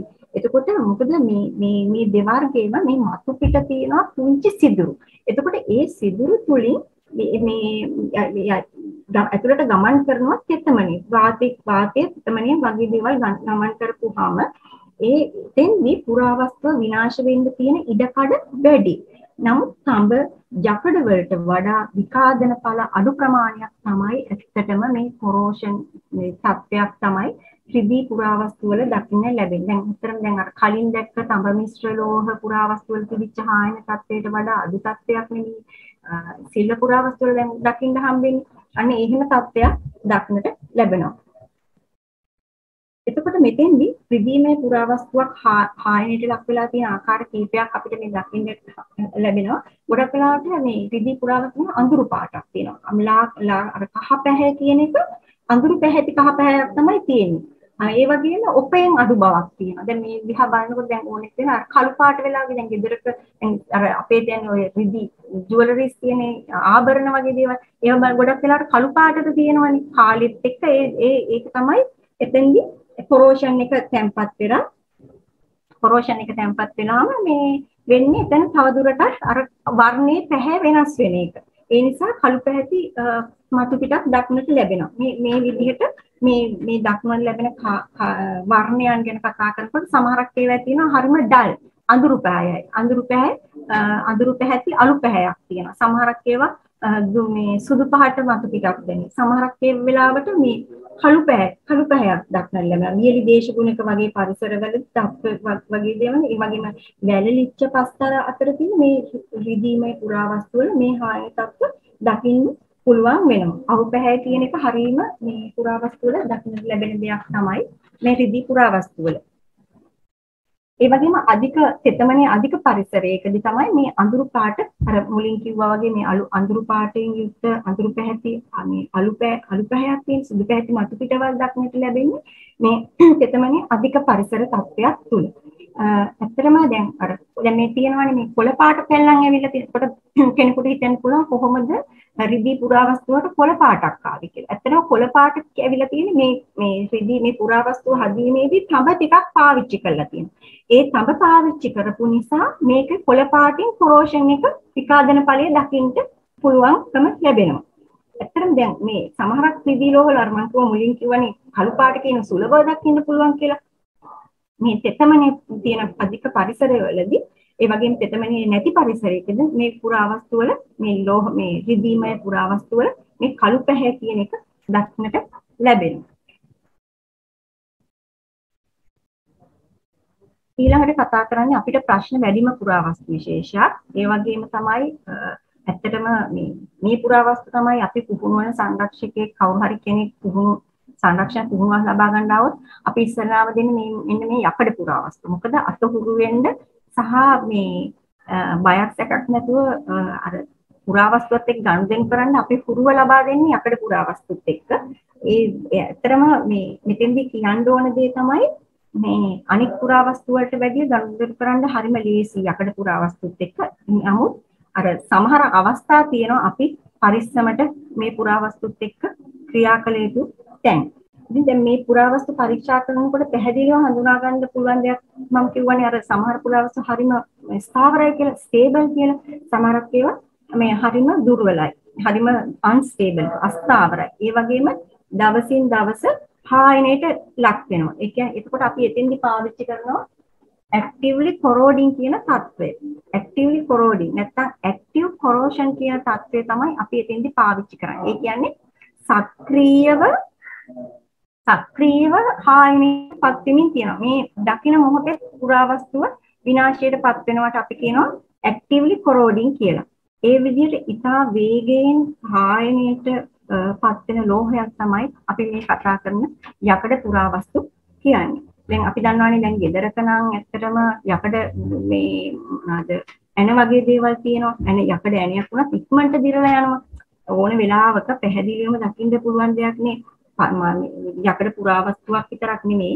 ගෙදරක තියෙන යම්කිසි යකඩ සමහරකට හිරමන තලයේ පිහිය පවා එළියක තිබුණොත් එහෙම ස්වභාවිකවම මලකඩ දක්නට ලැබෙන දෙයක්. ඉතින් ඒ සිද්ධාන්තයම තමයි අපේ මේ පුරාවස්තු වලටත් මේ සිද්ධ වෙන්නේ. දැන් මෙතෙන්දී ඇත්තටම අපි අඳුරාගෙන තියෙනවා මේ හායනකාරක දෙවර්ගයක්. එකක් අයන් ඔක්සයිඩ් කියන එක. අයන් ඔක්සයිඩයත් අයන් රස්ට් එකක්. ඒ කියන්නේ අපි මලකඩ කියන දේ. එතකොට මේ අයන් ඔක්සයිඩ් කියන එක මේ රිදී පැහැයින් නම් අලු පැහැයින් තමයි දක්න ලැබෙන්නේ. මෙතෙන්දී මේ ඡායාරූපය හොඳට නිරීක්ෂණය කරොත් එහෙම පැහැදිලි වෙනවා මේ වර්ණ වලින් අපිට හරියම පහසුවෙන් මේ ඔක්සයිඩ් එක ඒ වගේම රස්ට් එක අඳුනා ගන්න පුළුවන් වෙනවා. දැන් මෙතෙන්දී මේ තද නිල් පැහැයක් දක්න ලැබෙනවා මේ අයන් ඔක්සයිඩ් එකේ ඒ වගේම කළු පැහැය කියන දේ දකින්න පුළුවන්.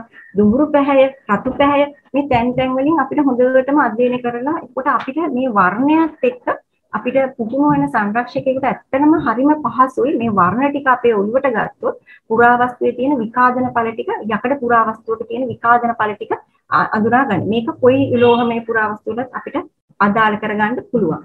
ඊළඟට තමයි මේ මල බැඳීම කියන කාරණේ. දැන් අපි කතා කරන්නේ මෙතන ඔක්සයිඩ් ගැන. ඊළඟට මේ අයන් රස්ට් එහෙම නැත්නම් මේ මලකඩ. ඒ සාමාන්‍ය ජන විහාරය කියන්නේ මලකඩ කියලා.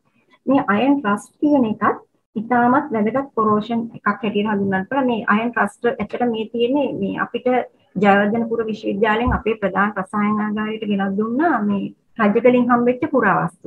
ඇත්තටම රජගලින් හම්බෙච්ච පුරාවස්තු ප්‍රධාන රසායනාගාරය තමයි සංරක්ෂණය කරේ. එතකොට ඒ හම්බෙච්ච යකඩ පුරාවස්තු වලින් එක් කොටසක් තමයි මම මේ ඉදිරිපත් කිරීමේදී මේ දක්වලා තියෙන්නේ. එතකොට ඕගොල්ලන්ට පැහැදිලිවම පේනවා මේ තියෙන මලකඩ කොච්චරක්ද මේ පුරාවස්තුවක් ඇත්තටම තියෙනවද කියලා. ඒ තරම් මේ පුරාවස්තුව ආවරණය වෙලා තියෙන්නේ මලකඩ වලින්. ඒ කියන්නේ විකාදන ඵලයෙන් තමයි සම්පූර්ණයෙන් බැහැලා තියෙන්නේ. එතකොට මේ විකාදන ඵලය ඉවත් කරොත් මෙතන පුරාවස්තුවක් තියෙනවද කියන ප්‍රශ්නේ ඇත්තටම අන්තිමේදී අපිට ප්‍රශ්නයක් වුණා. මේක කොරෝෂන් යවනවා ඉවරයක් තිබුණේ නැහැ. හරිම අමාරුවෙන් තමයි මේ පුරාවස්තුව අපි මේ සංරක්ෂණය කරලා බොහොම පරිස්සමින් තමයි මේ ජයවර්ධනපුර විශ්වවිද්‍යාලයට අපි බාර දුන්නේ. එච්චරටම මේක අතිශය දුර්වල තත්ත්වයක තිබිච්ච පුරාවස්තු. ඇත්තටම මේ දැන් මෙතන මේ තියෙන පුරාවස්තු මේ ලෝහයේ මැද තියෙනවා අරටුව. නැත්නම් අපි කියන කෝ එක කියලා. නැත්නම් ගර්භය කියලා. මේ හායනය වෙන එක ආරම්භ වෙන්නේ ඔන්න ඔය මැදි. මැද ඉඳන් තමයි දෙපැත්තට මේක බෙදිලා පැතිරිලා වටේට පැතිරිලා යන්නේ. ඒ පැතිරෙද්දී පැලුම් ඇති වෙනවා. ඊළඟට පතුරු ගැලවෙනවා. ඊළඟට අන්තිමේදී මොකද වෙන්නේ? මේ කෑලි මේ තියෙන විදිහට ගැලවි හැලි යනවා. හැලිලා අන්තිමේදී tie ලෝහයේ කුඩු බවට පත් වෙනවා. එතකොට එතෙන්දී ඇත්තටම පුරාවස්තුවක් කියන එකක් අපිට දක්නට ලැබෙන්නේ නැහැ. දැන් මේ පුරාවස්තුව දකින්නකොට පැහැදිලිවම දවසින් දවස හායනයට ලක් වෙමින් තිබුණා. අර මම මුලින් කිව්වා වගේ මෙතන මේ මලකඩ සහිත පුරාවස්තුවේ තියෙන්නේ ඇත්තටම ඇක්ටිව් කොරෝෂන් එකක්.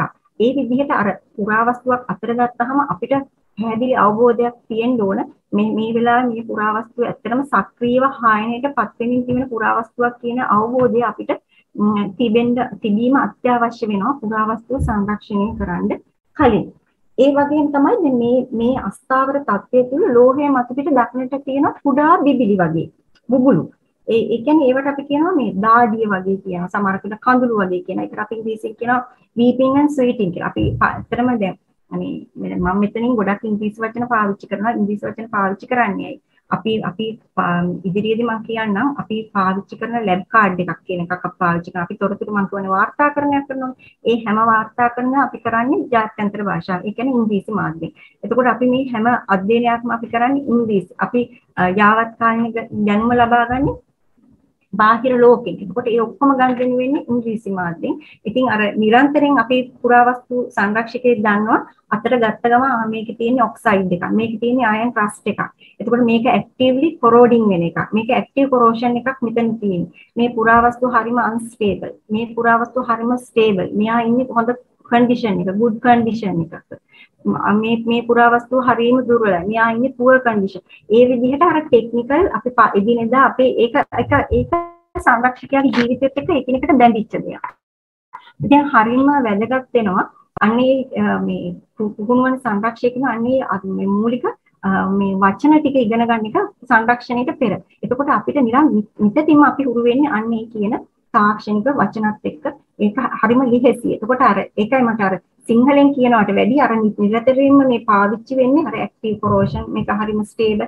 ඒ අපි එදිනෙදා මේ පුරාවස්තුත් එක්ක ගනුදෙනු කරනකොට අපි මේ වචන වලට අපි නිතරම හුරු වෙලා තියෙනවා. ඒකයි මම අර weeping and sweating ඒ වගේ වචන පාවිච්චි වෙලා තියෙනවා. මේ දාඩිය බිබිලි කඳුළු වගේ ඒ වගේ වචන අපි මේ සංරක්ෂණයේදී රිපෝට් කරනකොට රිපෝටිං වලදී ඇත්තටම අපි පාවිච්චි කරනවා. ඒකයි මම මේ වචනේ පාවිච්චි කරේ. ඉතින් ඒ වගේ අර කුඩා කඳුළු බින් නැත්නම් දාඩිය බිබිලි තිබෙන්නේ මේ තැඹිලි පාටි. හරියට නිකන් කුඩා ක්‍රිස්ටල් නැත්නම් කැටිති වගේ තියෙන්නේ. මේ වගේ කුඩා කැටිති විශාල ප්‍රමාණයක් එකතු වෙලා වුණාම පුරාවස්තු මත හරියට බරක් දැනෙනවා. කියන්නේ පීඩනයක්, ප්‍රෙෂර් එකක්. ඒ ප්‍රෙෂර් එකකින් මේ ඇති වෙලා තියෙන මේ හායන් කියන්නේ තට්ටු ටික විකාදන ඵල වැඩි වෙන්න ගොඩ ගැහිලා කැඩිලා යනවා. දැන් මේ ඡායාරූපයෙන් රස්ට් එක කැඩිච්ච ටැම්පය පැහැදිලි වෙනවනේ. ඒ කියන්නේ මේ පුරාවස්තුව කැඩිලා ගිහින් තියෙන්නේ විකාදන ඵලවල බරට. එතකොට පුරාවස්තුව නිකම්ම විනාශ වෙලා ගිහින් තියෙනවා. පතුරු ගැලවිලා ගිහිල්ලා, කෑලි වලට ගැලවිලා, කොටස් ගැලවිලා ගිහින් වෙන් වෙලා අන්තිමට මේක කුඩු බවට පත් වෙලා තියෙනවා. මේ වගේ කුඩා ඇත්තටම දැන් මේ විදිහට තියෙන කුඩා දිය බිඳු. නැත්නම් අපි කොට කඳුළු කිව්වනේ. කඳුළු වගේ ඒවා වේලුනහම කුඩා පැලුම් වගේ දිලිසෙන කබලක් තියෙනවා. දැන් මේ පැහැදිලිවම පේන්නේ මේ දිලිසෙන කබලක් කියන එකක් පැහැදිලිව දක්නට ලැබෙනවා. එතකොට ඒ වගේ වෙලාවට අපි කියනවා මේක මෙතන මේ ෂයිනි ක්‍රස්ට් එකක් මෙතන තියෙනවා. ක්‍රස්ට් එක. එතකොට ඒ වගේ ෂයිනි ක්‍රස්ට් එකක් තියෙනවා කියන කෙනෙකුට අර මුලින් තිබිච්ච ලේයර්ස් ටික අයින් වෙලා ගිහලා අභ්‍යන්තර ලේයර් එකක් මතුවලා. ඒ කියන්නේ මේ කොරෝෂන් එක කැඩි කැඩි යාමේදී තමයි ඒ හායන කාරකය ඒ විකාදන ඵලයේ ඉතුරු වෙලා තියෙන්නේ. එතකොට මේ රවුම් කැඩයට තියෙන නැත්නම් තැඹිලි පාටි, දුඹුරු පාටි මේ බිබිලි හැටියට මේවා තියෙනීමට අපි කියනවා මේ විදිහට මේ දක්නට ලැබෙනවට අපි බ්ලිස්ටර්ස් කියනවා. බ්ලිස්ටර්ස් කියන වචනේ තමයි අපි එතෙන්දී පාවිච්චි කරන්නේ බිබිලි කියන දේ. ඉතින් ඒ වගේ නොයෙකුත් දැන් මේ මලකඩත් එක්ක නැත්නම් සාමාන්‍ය ජන විහාර මලකඩ කියන අයන් රස්ට් එක. ඉතින් අයන් රස්ට් එක කියන එක අඳුනා ගන්නකොට ඕන කෙනෙකුට කියනවා අනේ මේ මලකඩ ටික අපි අයින් කරනවා කියනවා. එතකොට නමුත් මේ මලකඩ ඇතුලේ තවත් ගොඩක් අධ්‍යයනයේ විකාදන පන රාශියක් අපිට අධ්‍යයනයේ අවස්ථාව තියෙනවා හරියට අපි පුරාවස්තුව ගැන අපි හරි එක්සැමිනේෂන් එකක් එහෙම නැත්නම් හරි නිරීක්ෂණයක් හරි විදිහට කරොත් යකඩ ඇත්තට යකඩ පුරාවස්තු වල දක්නට ලැබෙන මේ බහුලව දක්නට ලැබෙන මේ தත්ත්වය තුල ඇත්තටම පුරාවස්තු වේගයෙන් යකඩ පුරාවස්තු වේගයෙන් විනාශයට පත් වෙලා තියෙනවා. ඒතර මේවා තමයි අපිට තියෙන අභියෝග කොහොමද මේ වගේ යකඩ පුරාවස්තු හරිම අමාරුයි ඉන්නේ දුර්වල මට්ටමේ. එතකොට සෑහෙන පුරාවස්තු වල මේ කොරෝෂන් අපි අයින් කරන්න ඕන අපිට සෑහෙන කාලයක් යනවා. අනිත් එක හරිය පරිස්සමට කරන්න ඕන. දවසින් දෙකෙන් ඉල්ලුවට අපිට දෙන්න බෑ. සමහරක් වෙලාවට පුරාවස්තු ගෙනත් දෙනවා අපිට කවදද දෙන්න පුළුවන්. අපිට ඇත්තටම මෙහෙම කාලයකට නිගමනයකට අපිට එන්න බෑ. හරිම අසීරුයි. ඉතින් අපි සෑහෙන සමහරක් වෙලාවට මේ පුරාවස්තු මාස දෙක තුනක් අධික කාලයක් සංරක්ෂකේ ගත කරනවා මේ වගේ පුරාවස්තු වලදී. ඉතාමත් කඩිනමින් කරන්න පුළුවන් දේවල් නෙවෙයි. පුරාවස්තු වලට අවම හානියක් කරන්නේ. විශාල හානියක් කරොත් පුරාවස්තුවක් ඇත්තටම නැති වෙලා යනවා, විනාශ වෙනවා. ඒ නිසා බොහොම සංයමයෙන් අර මම මුලින් කිව්වා වගේ ආචාර ධර්ම ගැන තමයි අපි පළමුවෙන් හිතන්න ඕන පුරාවස්තුවක් අතර ගද්දි. ඒ தත්ත්වය අපි නොසලකා හැරලා පුරාවස්තුවකට ප්‍රතිකාර කරන්න ගියොත් වෙන්නේ පුරාවස්තුව අපි ළඟට එනවටත් වැඩි හානියක් කරලා තමයි අපි ඒ පුරාවස්තුව ඒ ගෙන බාර දීපු කෙනාට ආපහු නැවත වරක් බාර දෙන්නේ. ඉතින් ඒ කාරණේ මෙතෙන්දි හරීම වැදගත් හරීම පරිස්සමට පුරාවස්තුවක් එක්ක අපි ගනුදෙනු කරන්න ඕනේ කියන කාරණේ. අර මුලින්ම අපි කතා කරනකොට කිව්වනේ අපි හොඳට ස්ටඩි එකක් කරන්න ඕන මේ පුරාවස්තුව සංරක්ෂණය කරන. එතකොට එතෙන්දි වාර්තාකරණය කියන කීපවරක් මම සඳහන් කරා. මේක සාමාන්‍යයෙන් අපි අනිකුත් දැන් කැණීමකදී වුණත් අපි නිසි වාර්තාකරණයක් කරනවානේ. ඒ විදිහටම තමයි මෙතෙන්දි අපි ඡායාරූප මගින් අපි වාර්තාකරණය කිරීම අත්‍යවශ්‍ය වෙනවා. මොකද මේ පුරාවස්තුවක් අපි ළඟට ආව ගමන්ම අපි කරන්නේ මේ ඡායාරූප මගින් වාර්තාකරණය කරන්නේ. අපි ළඟට එන හැම පුරාවස්තුවකටම අපි අපේ දොරෙන් රසායනාගාර දොරෙන් ඇතුළු වෙන හැම පුරාවස්තුවක්ම අපි ළඟට බාරගන්නේ නම්බර් එකක් දීලා ලැබ් නම්බර් එකක් දෙනවා. එතන රසායනාගාර අංකයක් දෙනවා. මේ දකින්න හම්බෙන්නේ ඒ අංක. එතකොට රසායනාගාර අංකයක් එක්ක තමයි අපි මේ ඡායාරූප ගත කිරීම අපි කරන්නේ. එතකොට අර දැන් සාමාන්‍යයෙන් පුරාවස්තු ඡායාරූප ගන්නකොට පිටිපස ඒ විදිහට අපි ගන්නවා ඊට මේ හැම පැත්තක්ම ආවරණය වෙන විදිහට. නමුත් අපිට සංරක්ෂකයාට ඉතාමත් වැදගත් වෙන්නේ මේකේ තියෙන පුරාවස්තුවේ තියෙන හායන කාරක. ඒක අපි විස්තරාත්මකව ඡායාරූපෙට නැගීම අත්‍යවශ්‍ය වෙනවා වෙන වශයෙන්. ඒ කියන්නේ අපි හිතමුකෝ දැන් මේ පුරාවස්තුවේ දැන් ඉස්සරහා තියෙන අත්වල තියෙනවා මේ කොරෝෂන් එක. ඒ තැන අපි වෙනම highlight කරලා ඒ ඡායාරූප close up එකක් හැටියට ගන්නවා. ඒ විදිහට ඒ තියෙන සුවිශේෂී තැන් ඒ සුවිශේෂී හැම එකක්ම අපේ ඡායාරූපයට අඩංගු වෙන්න ඕන. මොකද අවසානයේදී අපි ඉදිරිපත් කරන වාර්තාවේදී මේ ඡායාරූපයේ මේ පුරා ඡායාරූපයේ තියෙන තොරතුරු ටික තමයි අපි ළඟ ඉතුරු වෙන්නේ. මොකද ඊට පස්සේ අපි සංරක්ෂණය කරාට පස්සේ එතන තියෙන වෙනම පුරාවස්තුවක් වෙන්න පුළුවන්. කියන්නේ හායන කාරක ඉවත් වුණාට පස්සේ එතන වෙනම දෙයක්. එතකොට අපිට පෙර තිබිච්ච தත්ත්වය ගැන අවබෝධයක් ගන්න පුළුවන් වෙන්න ඕන. මෙන්න මේ තියෙන විකාදන ඵල ටික තමයි මේ පුරාවස්තුවේ තිබුණේ කියන කාරණේ. ඒ නිසා හරිම මේ සියුම් විදිහට ඡායාරූපය ගැනීම අත්‍යවශ්‍ය වෙනවා හැම කරුණු කාරණාවක් ගැනම අවධානය යොමු කළා. ඇත්තටම ගොඩක් වෙලාවට මේ අපි ඡායාරූප ගන්නකොට මේ රතු පැහැයට වැඩිය ඇත්තටම හොඳයි මේ අලු පැහැ බෑග්ග්‍රවුන්ඩ් එකක් පාවිච්චි වෙනවා නම් ඒ වගේම තමයි කලර් ස්කේල් එක කියන එක තාමත් වැදගත් වෙනවා මේ පුරා විද්‍යාවේ මේ පුරාවස්තුවේ පසුබිම මේ පසුබිම ගැන කියනකොට අලු වර්ණය වැදගත් වෙනවා. ඒ වගේම කලර් ස්කේල් එක අපි පාවිච්චි කරන්න ඕන. ඒ වගේම තමයි මේ කියලා තියෙන රසායනාගාර අංකය කියන එකත් අනිවාර්යයෙන්ම අපි ඇතුළත් කරන්න ඕනේ. නැත්නම් අපි ඡායාරූප ගැනීම කරන්න සුදුසු වෙන්නේ නැහැ. මොකද අනිවාර්යයෙන් මේ රසායනාගාර අංකයෙන් තමයි අපි ඉස්සරහට පුරාවස්තුවත් එක්ක අපි කරන සියලුම ගනුදෙනු ඉස්සරහට ගමන් කරන්නේ. ඊළඟ අවස්ථාව තමයි අපි සාම්ප්‍රදායික විදිහට අපි කරන දේ. ඇත්තටම කළ යුතු දේ මැනුවල් රෙකෝඩින් එක. එතකොට මෙතෙන්දී මම පෙන්නන්නම් ඕගොල්ලන්ට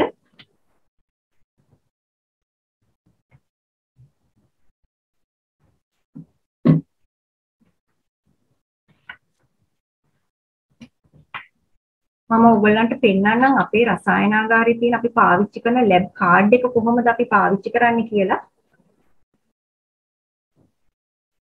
මට මිස් විනාඩියක් ඉන්න. හරි.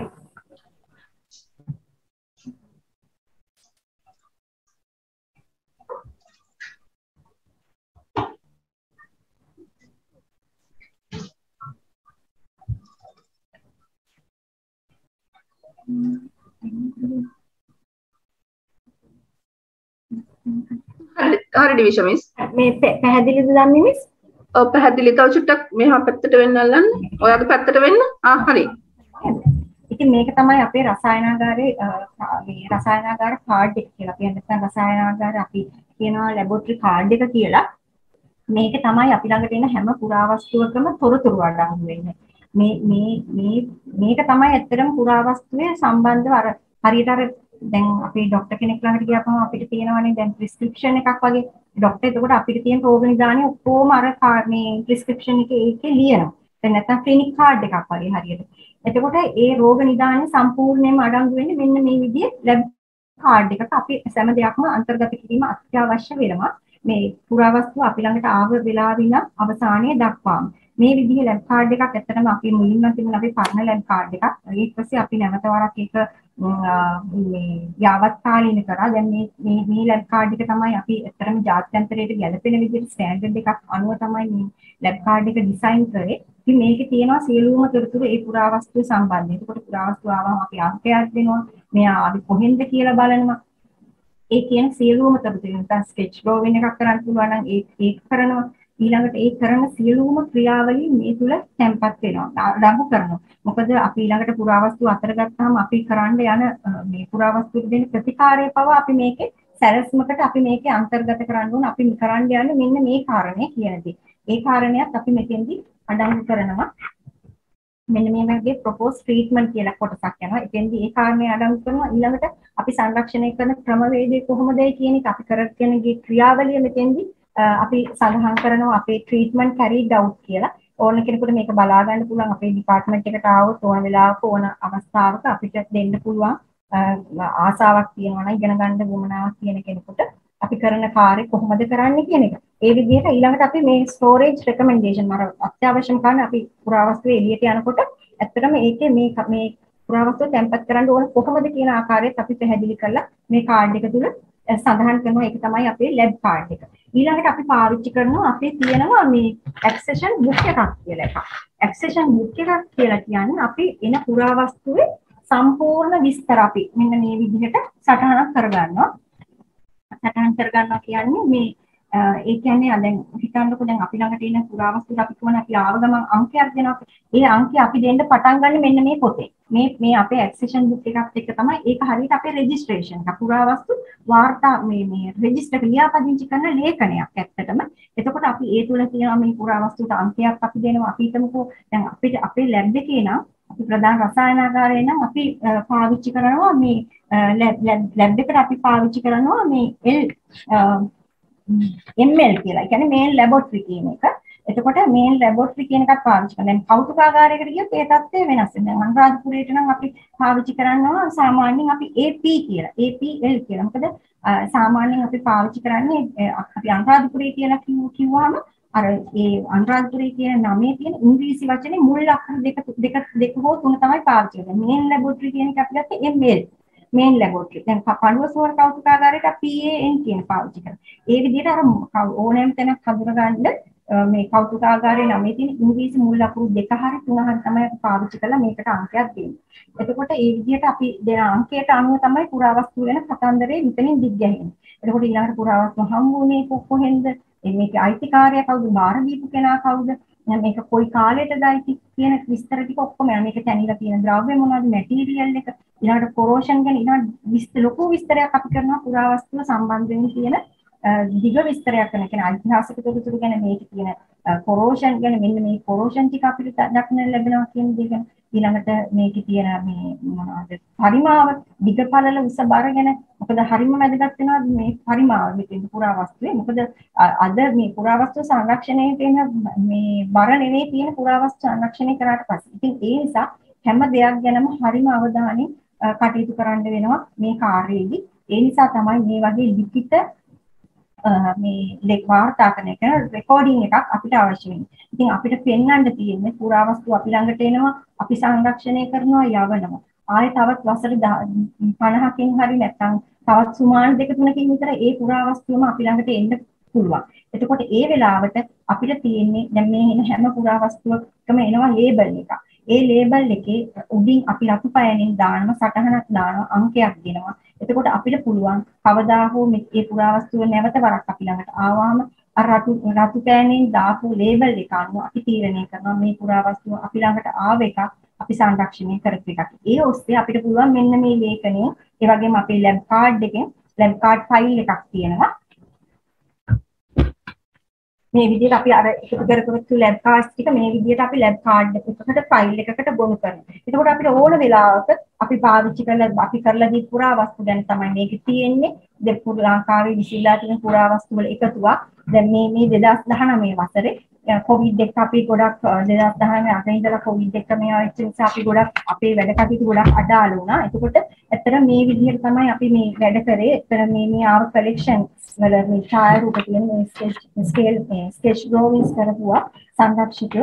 ඉතින් ඒ විදිහට අපි තොරතුරු ඇතුළත් කරලා මේ හැම පුරාවස්තුවකම තොරතුරු මේ විදිහට අපි එලි දක්වලා තියෙනවා.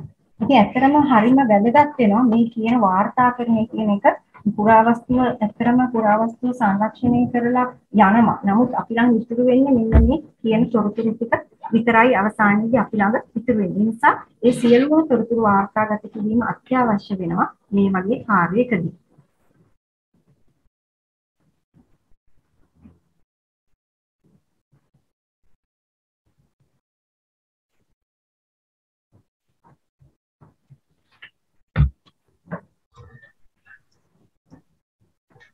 ඊළඟ කාරණේ තමයි මේ අපි පුරාවස්තු අපි අර මුලින්මත් කිව්වනේ අර පොඩි පැහැදිලි කිරීමක් කරන්නේ අපි පාවිච්චි කරනවා කියලා හානි නොවන මේ non destructive analysis කියන්නේ පුරාවස්තු වලට හානි නොවන විශ්ලේෂණ ක්‍රමවේද මේ විද්‍යාත්මක ක්‍රමවේද.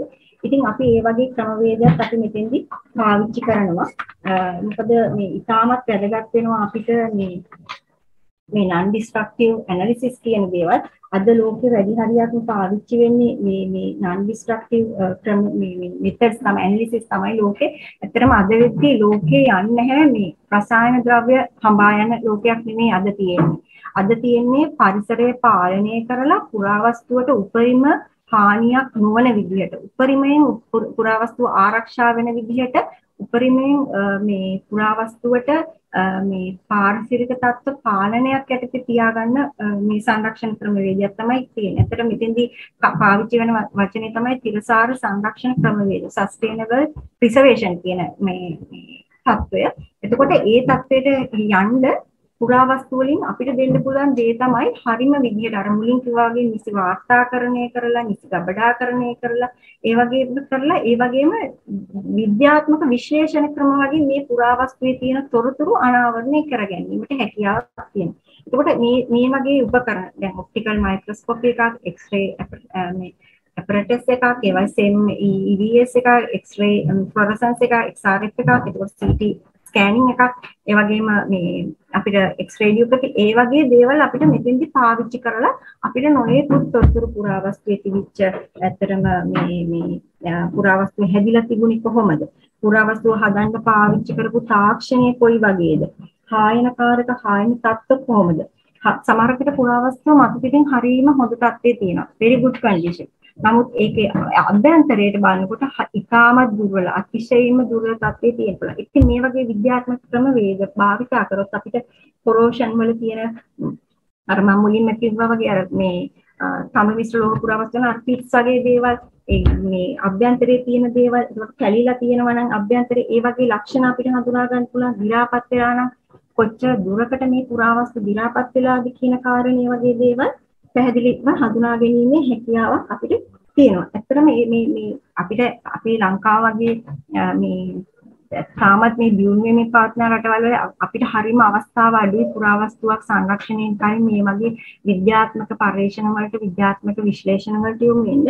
නමුත් ඇත්තටම මේ ගොඩක් ලෝකයේ රටවල් වල ඒගොල්ලෝ ඉස්සෙල්ලාම කරන දේ තමයි මේ non destructive analysis. පුංචි පුරාවස්තුවකට පවා ඒගොල්ලෝ ප්‍රතිකාර කරන්න කලින් කරන දෙයක් තමයි මේ පිළිබඳ විද්‍යාත්මක විශ්ලේෂණයට වැඩි නැඹුරුවක් දැක්වීම. ඒක අනිවාර්යයෙන්ම ඒගොල්ලෝ කරනවා. ඉතින් මේ එතකොට ඒ වගේම තමයි දැන් මේ තාක්ෂණය ගැන කතා කරනකොට දැන් මේ අතන අපි හිතමු බුදු පිළිමයක් වගේ දෙයක් ගැන ගත්තයි කියලා. එතකොට මේ බුදු පිළිමයක් නම් එතන අපි දන්නවා බුදු පිළිම හදලා තියෙන එක ඝන වාස්තුවෙන් එහෙම නැත්නම් කුහර වාස්තුවෙන්. එතකොට අපිට පැහැදිලිව මේකේ තාක්ෂණය නැත්නම් ටෙක්නොලොජි එක කොහොමද කියන කාරණේ අඳුරගන්න පුළුවන් වෙනවා.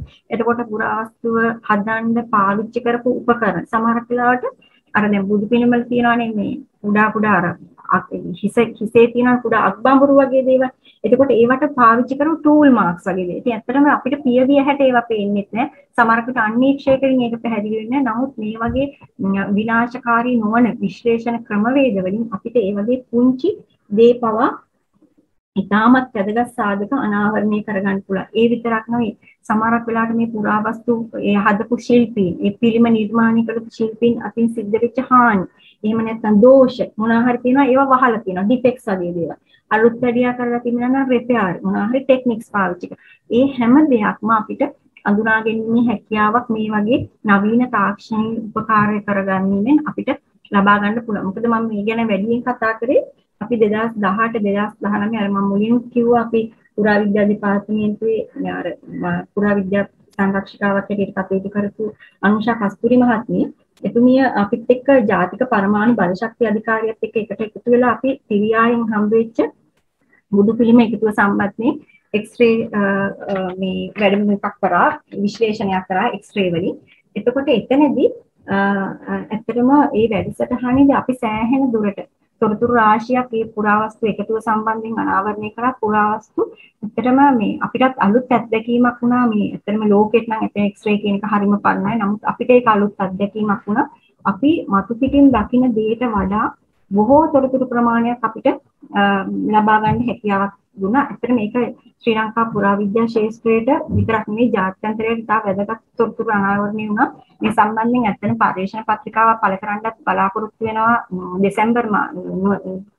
සැප්තැම්බර් මාසෙ විතර. මේ සම්බන්ධව දැනට ලියාගෙන යමින් සිටිනේ අනුෂා කස්තුරි මහත්මිය. ඉතින් අපේ දායකත්වය අපි ලබලා දීලා තියෙනවා ඒ සම්බන්ධයෙන්. ඉතින් මම හිතනවා ඒක ඉතා හොඳ මේ ප්‍රවණතාවයක අලුත් තොරතුරු රාශියක් ගේන්න පුළුවන් වෙයි මේ පිරියායේ පුරාවස්තු එකතුවෙන්. දැන්ට ඇත්තටම මේ සමේ ප්‍රධාන රසායනාගාරය තමයි මේ පිරියායේ පුරාවස්තු එකතුව සංරක්ෂණය කරේ. සංරක්ෂණය කළා අපි 2019 අවුරුද්දේ අනුරාධපුර කෞතුකාගාරය විවෘත කරනකොට අපි එහි ප්‍රදර්ශනයට දීපු ප්‍රධාන එකතුවක් තමයි මේ පිරියායෙන් හම්බෙච්ච පුරාවස්තු එකතුව. හරිම වටිනවා ඒ එක්ස්රේ හරහා අපි ලබාගත්තු ඒ දැනුම් සම්භාරය.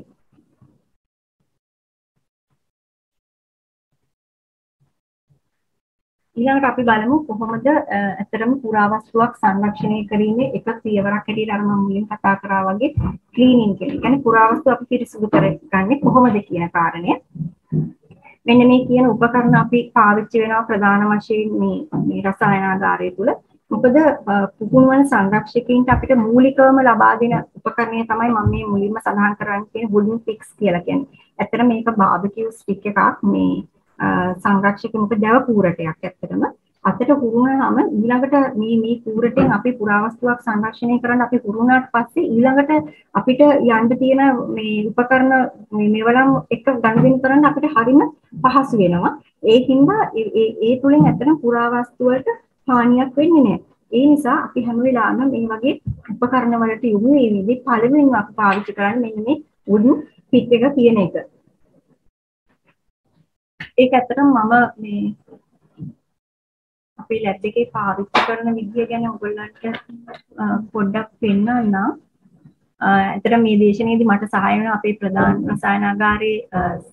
රසායනාගාර සංරක්ෂණ සහකාරතුමිය ඉතිලා දියාලගොඩ මහත්මියත් ඒ වගේම සංරක්ෂණ සහකාරවේදියක් හැටියට කටයුතු කරන අනුරාධා ප්‍රනාන්දු මහත්මියගේ සහාය ගන්නවා මේ වැඩවලට.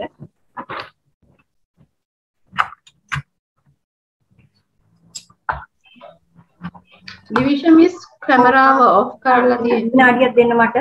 හරි. උපකරණ චුට්ටක් ක්ලාස්ටි කරගන්න.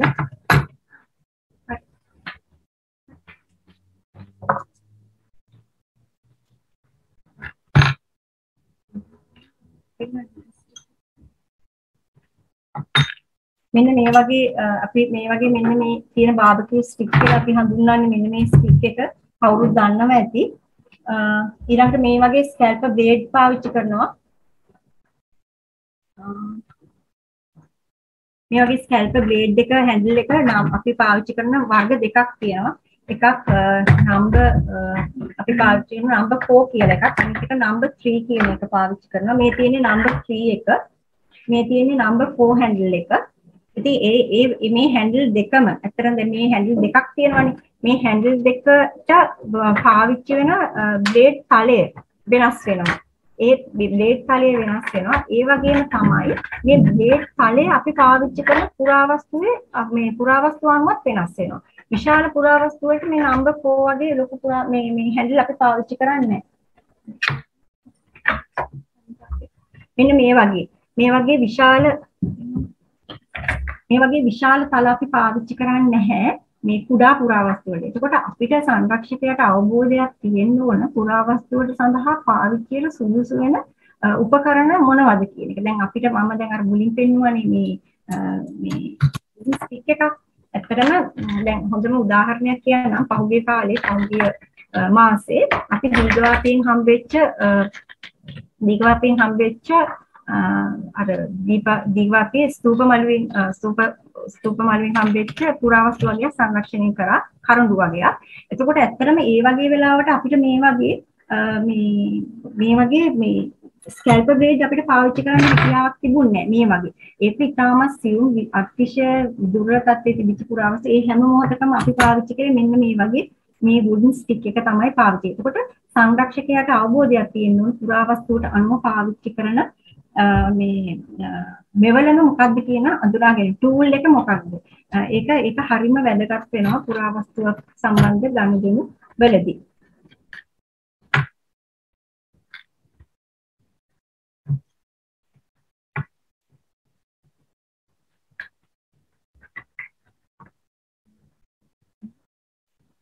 මේ තියෙන අතන අපි පුරාවස්තු සංරක්ෂණයේදී අපි පාවිච්චි කරන ප්‍රධානතම ක්‍රමවේදයක් තමයි අපි කියනවා මෙකැනිකල් ක්ලීනින් කියලා. මෙකැනිකල් ක්ලීනින් කියන්නේ අතරම යාන්ත්‍රික පිරිසිදු කිරීම ක්‍රමවේදයක්.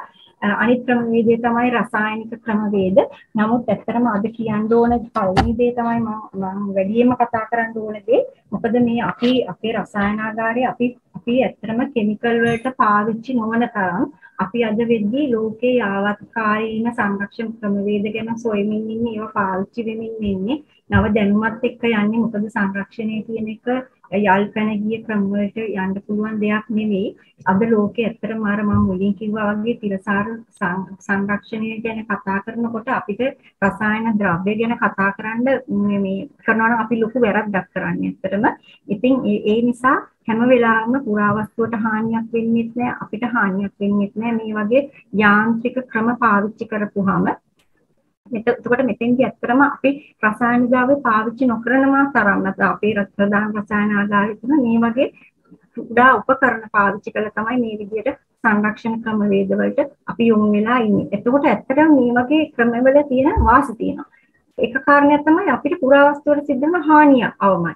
දැන් අපි අර මුලින්ම දැක්කා වගේ ස්කැල්පර් හැන්ඩල් එකකින් එතන තියෙන බ්ලේඩ් එකක්. ඒ බ්ලේඩ් එකෙන් අපිට සමහර වෙලාවට පුරාවස්තු කැපෙන්න පුළුවන්. එතකොට ඒ කැපීම හරහා ගොඩක් වෙලාවට තවදුරටත් හායන තත්ත්ව නැත්නම් කොරෝෂන් නැති වෙන්න පුළුවන්. නමුත් මේ කරන ක්‍රමවේදයෙන් ඇත්තටම පුරාවස්තුවට හානියක් වෙන්නේ අපේ අතට හොඳ හුරුවක් තියෙනවා. අපේ අත පාලනයක් තියෙනවා.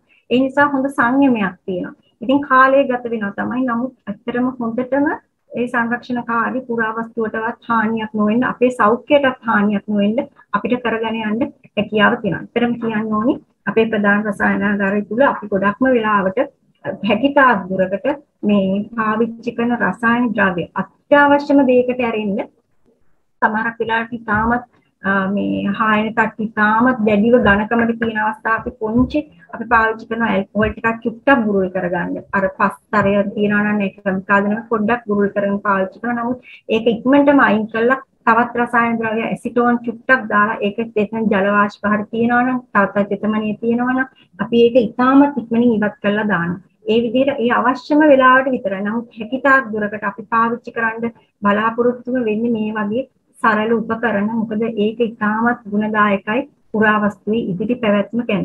ඉතින් මම හිතනවා අපි ඇත්තටම දැන් රසායන සංරක්ෂණය ගැන කතා කරනවා. සංරක්ෂණය ගැන මිනිස්සු හිතනවා හැම වෙලාවෙම හැමෝම හිතනවා මේක ඇත්තටම රසායන ද්‍රව්‍යයක් එක්ක යන දෙයක් කියලා නෑ. ඒක එහෙම වෙන්නේ යුතු දෙයක් හැටියට මම දකින්නේ නැහැ. මොකද ලෝකයේ අද වෙද්දි ලෝකේ දියුණු රටවල් වල අද යන්නේ මේ මෙකැනිකලි ක්ලීනින් කියන මෙතඩ් එක. ඒ මෙතඩ් එකෙන් ගියාපුවාම ඇත්තටම පුරාවස්තුවට ලොකු වාසියක් තියෙනවා. පුරාවස්තුව රැකෙනවා, හානියක් වෙන්නේ ඇත්තටම තවත් දුරටත් බොහෝ කාලයක් අපිට පුරාවස්තුව රැකගැනීමේ හැකියාවක් තියෙනවා. මොකද අපේ ප්‍රධානම දේනේ පුරාවස්තුවට හානි නොකිරීම, කොටස් ඉවත් නොකිරීම. ඒ කියන ආචාර ධර්ම වලට අනුකූලව අපිට මේ කාර්ය සාර්ථකව කරගෙන යෑමේ හැකියාවක් තියෙනවා.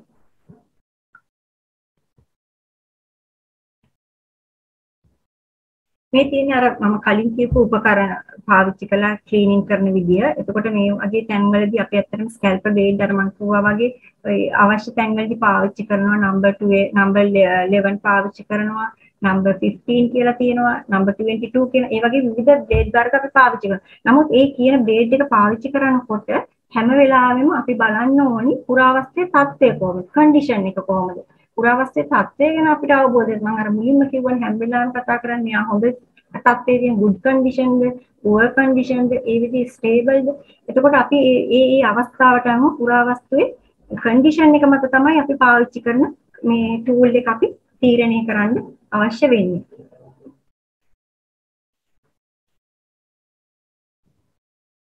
ඇත්තටම අර අපි කියවනේ පාවිච්චි කරනවා කියලා මේ අපි දැන් මේ උපකරණ අපි කියවනේ පියවි ඇහැට බලා ගන්න බැරි දේවල් අපි මයික්‍රොස්කෝප් පාවිච්චි කරනවා කියන්නේ මේ තියෙන ඒ වගේ මයික්‍රොස්කෝප් මම පොඩ්ඩක් පෙන්වන්න බලන්නම්.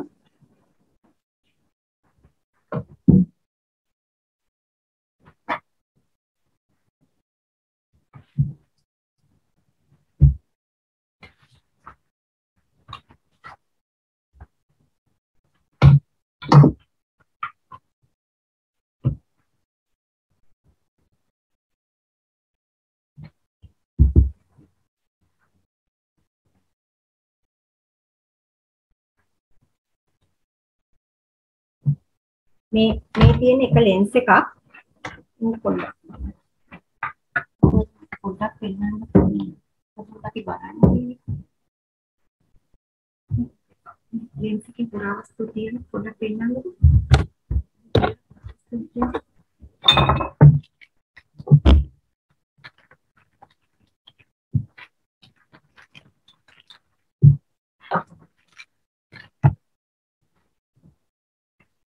මේකට අපි කියනවා මැග්නිෆිකේෂන් ග්ලාස් එක තියෙනවා මැග්නිෆයින් ග්ලාස් කියනවා. ඇත්තටම මේ වගේ පුරාවස්තු වලින් තමයි අපි මේ වගේ මේ ග්ලාස් වලින් තමයි අපි පුරාවස්තු නිරීක්ෂණය කරන්න ඕන. මේ විදිහටයි බලන්නේ. පැහැදිලිද දන්නේ? දැන් පැහැදිලි දිවිෂමිස්. මේ විදිහට තමයි අපි බලන්නේ. ඇත්තටම මේ වගේ තත්ත්වයකදී මේ වගේ උපකරණයක් අපි පාවිච්චි කරපුවම අපිට අර TV ඇසට වැඩිය කොරෝෂන් තත්ත්වය අපිට හොඳට අඳුනා ගැනීමේ හැකියාවක් තියෙනවා මේ වගේ මේ ග්ලාස් එකක් පාවිච්චි කරපුවාම අපි ඇත්තටම අපේ වැඩ කරන අපේ කාර්ය මණ්ඩලයේ අපි හැමෝම වගේ පුරාවස්තුවක් මේ සංරක්ෂණයේදී අනිවාර්යෙන් මේ වගේ මැග්නිෆිකේෂන් ග්ලාස් එකක් නම් පාවිච්චි වෙනවා. ඒක නැත්නම් ස්ටීරියෝ මයික්‍රොස්කෝප් එකක් පාවිච්චි වෙනවා. ඊට අතිරේකව පාවිච්චි කරන මේ වගේ මේකත් එක්තරා ග්ලාස් එකක් අපි පාවිච්චි කරන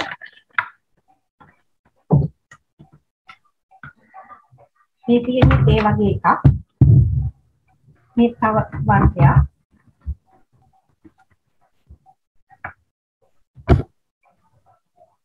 ඊළඟට මේ තියෙන්නේ කැමරා එකත් එක්ක එන මයික්‍රොස්කෝප් එකක්. මේකේ කැමරා එකක් තියෙනවා. ඇත්තටම මෙතෙන්දී අපිට පැහැදිලි නම් නැතුව නෑ පේනවා මේ දිවිෂමිස් පේනවා චුට්ටක් උස්සලන්න. හරි. මේකදී ඇත්තටම අපිට මේක මේ පුරාවස්තුව ඡායාරූප ගන්න හැකියාවක් තියෙනවා. එතකොට මේක මේ අපිට මයික්‍රොස්කෝප් එකෙන් පේන්න කොහොමද කියන එක මේ පුරාවස්තුව පේන ආකාරය මෙතෙන්දී ඡායාරූපගත කිරීමේ හැකියාවක් තියෙන මේක කැමරා මේ විත් කැමරා මේ මයික්‍රොස්කෝප් එකක්. ඒ වගේ පහසුකම් අපේ මේ ලැබ් එකේ තියෙනවා. ඉතින් ඒ වගේ දේවල් වලිනුත් අපි ඇත්තටම මේ සංරක්ෂණය අපි අර නිකන් කෙමිකල් ටිකක් හලලා ඒ විදිහට සාම්ප්‍රදායික විදිහට යන ගමනක් නෙවෙයි ඇත්තටම තියෙන්නේ. අපි හැකි උපරිමයෙන් පුරාවස්තුවට මේ සාධාරණයක් කරන්න බලනවා. මොකද අපිට තියෙන පහසුකම් එක්ක. ඉතින් ඒ නිසා මම හිතනවා මේ මේ ඕන කෙනෙකුට අවස්ථාවක් තියෙනවා අපේ ප්‍රධාන රසායනාගාරයට ආවොත් අපි මේ වැඩ කරන්නේ කොහොමද කියන අත්දැකීම් ගන්න. මොකද වසරකට සැරයක් අපේ ලැබ් එකේ වැඩ කරන්න යොමු කරන පුහුණුවීම් ගන්න විශ්වවිද්‍යාලවල මේ ඉගෙන ගන්න ශිෂ්‍ය ශිෂ්‍යාවන් ඇත්තටම ඒගොල්ලෝ මෙතනින් පිට වෙලා යන්නේ හරිම සතුටින් එක කියන්න ඕන. මොකද ඇත්තටම ඒගොල්ලෝ ආයේ එක්සෑම් එකක් ලියන්න ලඟ වෙලත් කතා කරලා අහනවා කොහොමද මේකට උත්තරේ ලියන්නේ. අනේ මිස් මේකට අර මිස් කිව්ව වචනේ මොකද්ද ඉතින් හරි සන්තෝෂයි. ඇත්තටම මේ ළමයින්ට මේ පුංචි දෙයක් කියලා මේ උපකරණ අතපත ගන්න දීලා පුරාවස්තුත් එක්ක ගැවසෙන්න දීලා විෂය හරහා තවත් පරම්පරාවක් හැදෙනවා කියන්නේ ඇත්තටම හරි සන්තෝෂයි. මොකද අපේ ඉන්නේ මෙතන පුංචි ස්ටාෆ් එකක්. ඉතින් ඒගොල්ලෝ හරිම සහයෝගයක් දෙනවා මේ එන හැමෝටම උපරිම සහයෝගයක් අපිට අපි ළඟ තියෙන පුංචි දැනුම අපි ඒගොල්ලන්ට දෙනවා කියන්නේ ඇත්තටම ඒගොල්ලෝ සතුටින් මේ දේ බාර ගන්නවා කියන එක. ඉතින් හරි සතුටුයි. ඉතින් එහෙම මේ පිරිසක් මේ රටේ හැදෙන එක ගැන. ඉතින් ওই ටික තමයි දැන් මිස් මෙතෙන්දි කියන්න තියෙන්නේ.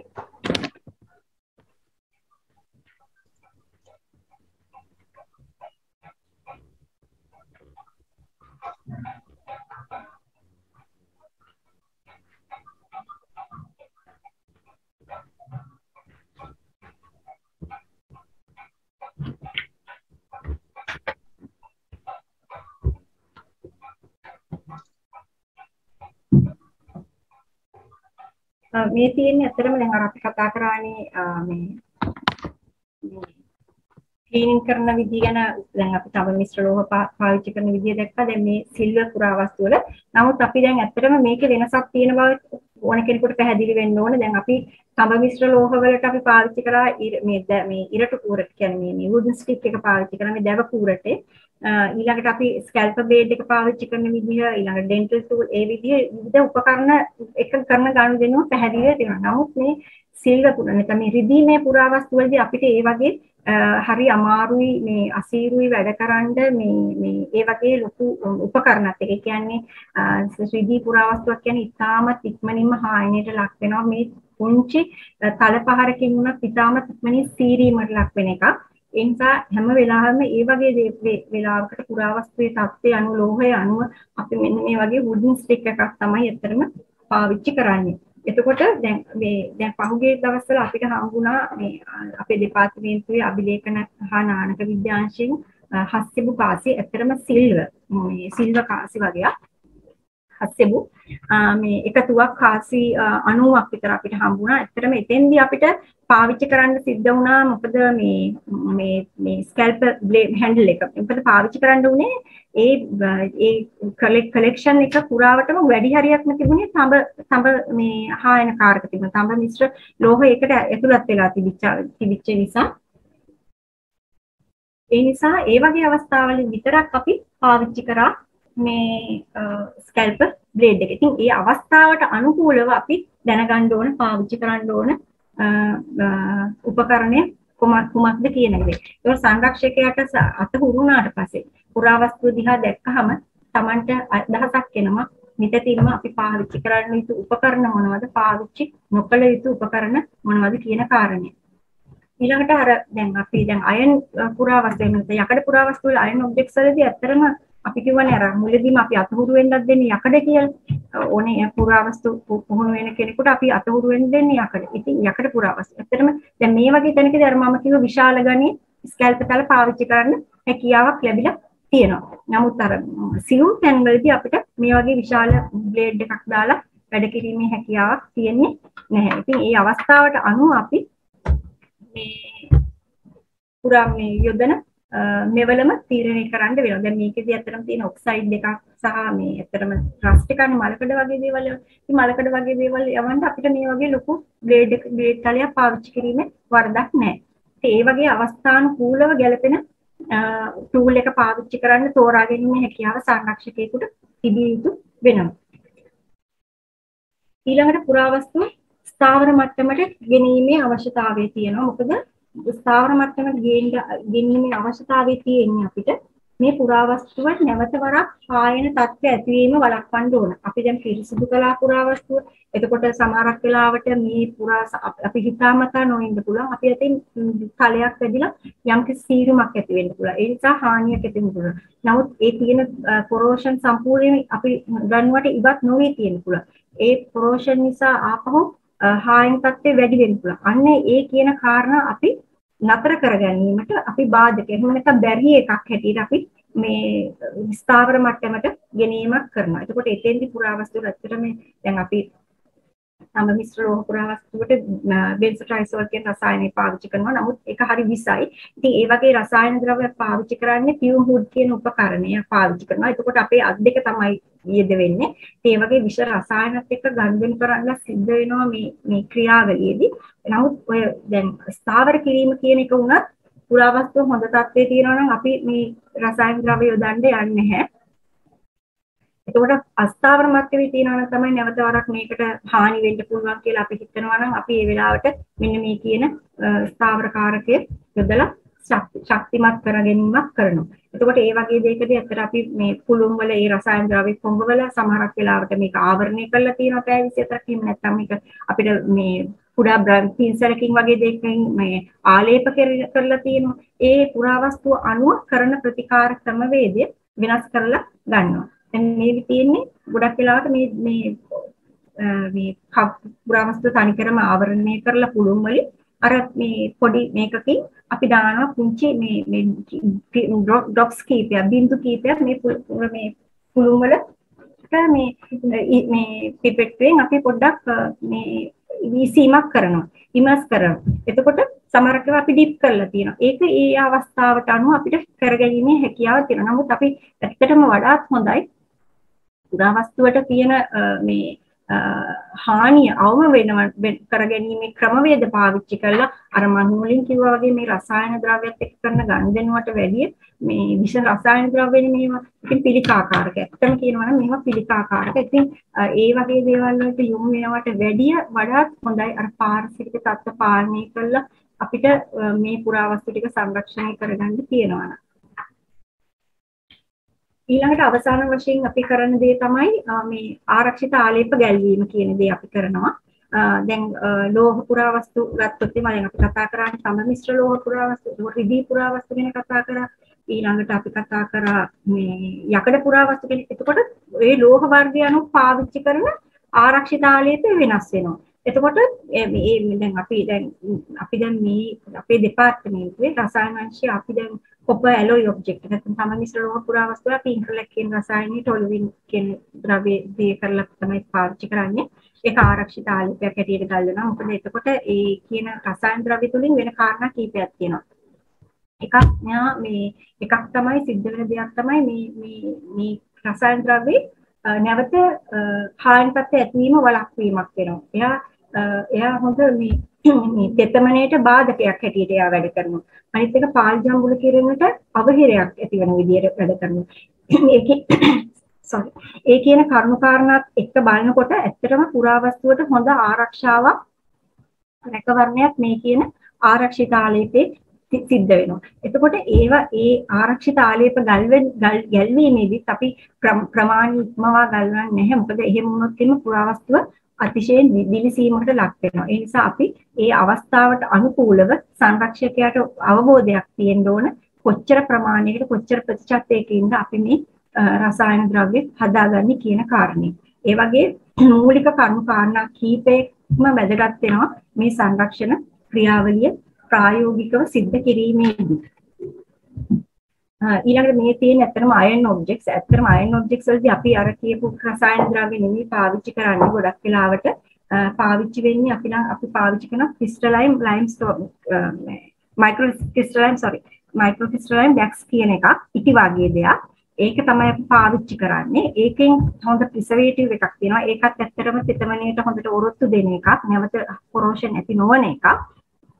මම පස්සට පෙන්නන්නම් අපි කරපු මේ පාවිච්චි සංරක්ෂණය කරපු උපකරණ කීපයකට මේ ද්‍රව්‍ය අපි ඇතුළත් කරලා තියෙන විදිහ ආලේප කරලා තියෙන විදිහ කොහොමද කියන්නේ.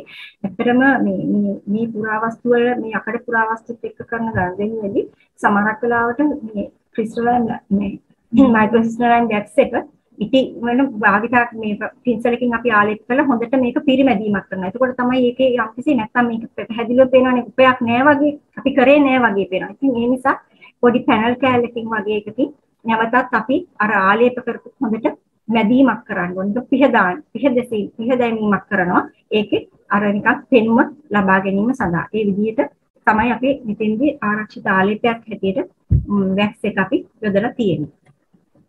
ඊළඟට දැන් මේ තියෙන හැම පුරාවස්තුවක්ම අපිට මේ ඉන්නෑනේ ක්‍රමේ කම්ප්ලීට් ඔබ්ජෙක්ට් එකක් ඒ කියන්නේ සම්පූර්ණයෙන් ඉන්නේ කැඩිච්ච බින්ත විදිහට එනවා. කෑලි ගැලවිලා එනවා. අපි ඒ වෙලාවට බලනවා කොටස් අපිට එකතු කරලා අලවලා ගන්න පුළුවන්ද කියලා. අන්න ඒ වගේ වෙලාවලට අපි නොයෙකුත් මේ ඇඩ්හෙසිව්ස් කියන. ඒ කියන්නේ අලවන මේ ඇලවන්න පාවිච්චි කරන අපි ඒවට කියන ඇඩ්හෙසිව් වෙළඳපොලේ විවිධාකාර නම් වලින් තියෙනවා. නමුත් අපි ප්‍රධාන රසායනාගාරයේ අපි පාවිච්චි කරන ගොඩක් වෙලාවට අපි පාවිච්චි කරන පැරලොයිඩ් ඇසිටෝන් වලිය කරලා වගේ තත්ත්වයක් පාවිච්චි කරනවා මේ ගැලවිච්ච තැන්වල සකස් කිරීමක් කරනකොට දැන් මෙටි භාණ්ඩ වගේ දේවල් නම් අපි මෙටි භාණ්ඩ වගේ දෙයක් නම් පාවිච්චි කරන්නේ ගොඩක් වෙලාවට පැරලොයිඩ් B72 කියලා ඇසිටෝන් වල අර ඒකේ අපි හදා ගන්නකොට සාන්ද්‍රණීය පුරාවස්තුවේ තියෙන කන්ඩිෂන් එකත් එක්ක බලලා තමයි අපි පුරාවස්තුවේ පරිමාවත් එක්ක විශේෂයෙන් බලනවා කන්ඩිෂන් එක බලනවා පරිමාව බලනවා ඊට අනුකූලව තමයි අපි මේ විදිහේ ඇලවීමක් මේ කියන්නේ සම්බන්ධ කිරීමක් වගේ දෙයකදී යොමු වෙන්නේ. මේ තියෙන්නේ අපි කරපු පුරාවස්තු කිහිපයක්. මේ දැන් මේ කැස්කට් එකක් තියෙනවා මේක 2015 අවුරුද්දේ අපි නීලගිරියෙන් හම්බෙච්ච පුරාවස්තු 2015 අවුරුද්ද කියන්නේ 125 වෙනි සංවත්සරයට දෙපාර්තමේන්තුවේ 125 වෙනි සංවත්සරයේ සමගාමීව අපි කැණීම් අංශයත් රසායන අංශයත් එකතු වෙලා ප්‍රධාන රසායනාගාරය තුළ පුරාවස්තු සංරක්ෂණ කාර්යයක් කරා. ඉතින් ඒ කාර්යයේදී අනාවරණය කරගත්තු පුරාවස්තු සංරක්ෂණ කටයුතු තමයි එතෙන්දී මම හිතන්නේ 600කට අධික පුරාවස්තු ප්‍රමාණයක් කැණීම් අංශයෙන් අපිට ලබා දුන්නා. කැණීම් අංශයෙන් ලබා දෙන පුරාවස්තු අපි රසායන අංශය හැටියට අපි මෙතන සංරක්ෂණය කරා. ඒ විදිහට සංරක්ෂණය කරපු පුරාවස්තු තමයි මුලින්ම දක්නට ලැබෙන මේ කැස්කට් එක. ඊළඟට මේ තියෙන සිම්බල් එක මේක ප්‍රධාන රසායනාගාරයේ තිබිච්ච එකක් මේ ඕන කෙනෙකුට බලනකොට තේරෙනවා මේ තියෙන කොරෝෂන් මේ විදිහ අයින් කරලා මේ නැවත සංරක්ෂණය කරලා මේ සංරක්ෂණයේ පස්සේ තත්ත්වය පෙර තත්ත්වය සහ පසු තත්ත්වය ගැන අවබෝධයක් ලැබෙන්නේ නැති. ඒ වගේ මේ තියෙන්නේ අර මම මුලින් සඳහන් කරපු අභිලේඛන නානික විද්‍යාංශයෙන් අපිට මේ මෑතකදී ලබා දෙපු හස්්‍ය බුකාසි ටික මේ මැනුස්ක්‍රිප්ට් මේ පත්තිරු තියෙන්නේ අලවල රජමහා විහාරයේ අපි සංරක්ෂණයක් කරා. ඒ අලවල රජමහා විහාරයේ තිබිච්ච පත්තිරු මේ සිල්වර් පුරාවස්තු ඒ ටික සංරක්ෂණය මේ කරපු පුරාවස්තු ටික තමයි මේ තියෙන්නේ. මේ පුරාවස්තු තියෙන්නේ පඬුවස්නුවර කෞතුකාගාරයේ මේ පුරාවස්තු ටිකත් අපි සංරක්ෂණය කරපු පුරාවස්තු පෙර සංරක්ෂණය සහ පසු සංරක්ෂණ පෙර තිබිච්ච තත්ත්වයයි පසු තත්ත්වයයි ගැන පැහැදිලි වීමක් වෙනවා ඇති ඔයගොල්ලන්ට මේවා දකින්නකොට. ඊළඟට කියන්න ඕන කාරණේ දැන් අපි මේ විදිහට සංරක්ෂණය කරාට පස්සේ අපි ඊළඟට මේ පුරාවස්තු අපි තැන්පත් කරන්නේ කොහොමද? අපි කොතෙන්ටද මේවා යවන්නේ? අපි මේවා තියාගන්නේ කොහොමද? ඔන්න ඔය ප්‍රශ්න ටික තමයි අපිට ඉතුරු වෙලා තියෙන්නේ. එතකොට දැන් අර මම මුලින්ම කිව්වනේ අපි පටන් ගන්නකොට අපි සස්ටේනබල් ප්‍රිසර්වේෂන් ගැන ලෝකේ යන මේ තිරසාර සංවර්ධන ඉලක්ක කරා යන ගමන කියලා. එතකොට අපේ පැත්තෙන් තියෙන දායකත්වය වෙන්න ඕන මේ තිරසාර සංරක්ෂණ ක්‍රමවේද අනුගමනය කරලා කොහොමද තවත් පරම්පරාවක මේක අරගෙන යන්නේ කියන කාරණේ. එතකොට එතෙන්දී ඇත්තටම ඉතාමත් වැදගත් වෙනවා තමයි මේ කොහොමද අපි මේක නිසි ගබඩාකරණයක කරන්නේ කියන කාරණේ. එතකොට එතෙන්දී අනිවාර්යයෙන්ම තියෙන්න ඕන දෙයක් තමයි නිවාරණ සංරක්ෂණය නැත්නම් preventive conservation measures කියන ඒවා. මෙතෙන්දී ඉතාමත් වැදගත් වෙනවා මොකද ඉතාමත් පහසුවෙන් අපිට කරන්න පුළුවන් දේවල් කීපයක් තියෙනවා. මූලික වශයෙන්ම ඇත්තටම අපිට දෛනික ජීවිතයත් එක්ක දැන් අපි ගෙදරක් වුණත් අපි නිරන්තරයෙන් පිරිසුදු කිරීම කරලා කරනවා. ඒ විදිහට දෛනිකව ඩේලි රූටින් එකක් හැටියට අපිට පාවිච්චි කරන්න පුළුවන් නම් මනා පැවැත්මකින් යුතුව මේන්ටෙනන්ස් ප්‍රොසීඩියර්ස් එහෙනම් නැත්නම් ක්ලීනින් ෂෙඩියුල්ස් හැටියට අපිට ගබඩාවක් හරියට පවත්වාගෙන යන්න පුළුවන් නම් ඒ වගේ තියෙන තත්ත්වයන් යටතේ අපිට ගොඩාක්ම අඩු වියදමකින් මේ සෑහෙන පුරාවස්තු තොගයක් ආරක්ෂා කරගැනීමේ හැකියාවක් තියෙනවා. මොකද ඒ විදිහට අපි පරිසරය අපේ හදා ගන්නකොට අපිට නිරන්තරයෙන්ම අපිට ඊළඟ මේ තැනට ය아가න්න පුළුවන්කම තියෙනවා. මොකද ඒ තුලින් අපිට ඇත්තටම කුණුදූවිලි ඒ තියෙන පරිසරය ඉවත් වෙනවා කියන්නේ සතුන් බෝවීම අඩු වීමක් වෙනවා. ඊළඟට අපි අවධානය නිරන්තරයෙන් පුරාවස්තු ගැන යොමු වෙනකොට අපි එතකොට අපි නිතරම බලනවා එතකොට පුරාවස්තුවකට හානිපත් ඇති වෙනවද කියන එක අපි නිරන්තර අවධානයෙන් ඉන්නකොට ඒ ගැන වැඩියෙන් අපිට හිතන්න පුරුදු වෙනවා. එතකොට අපි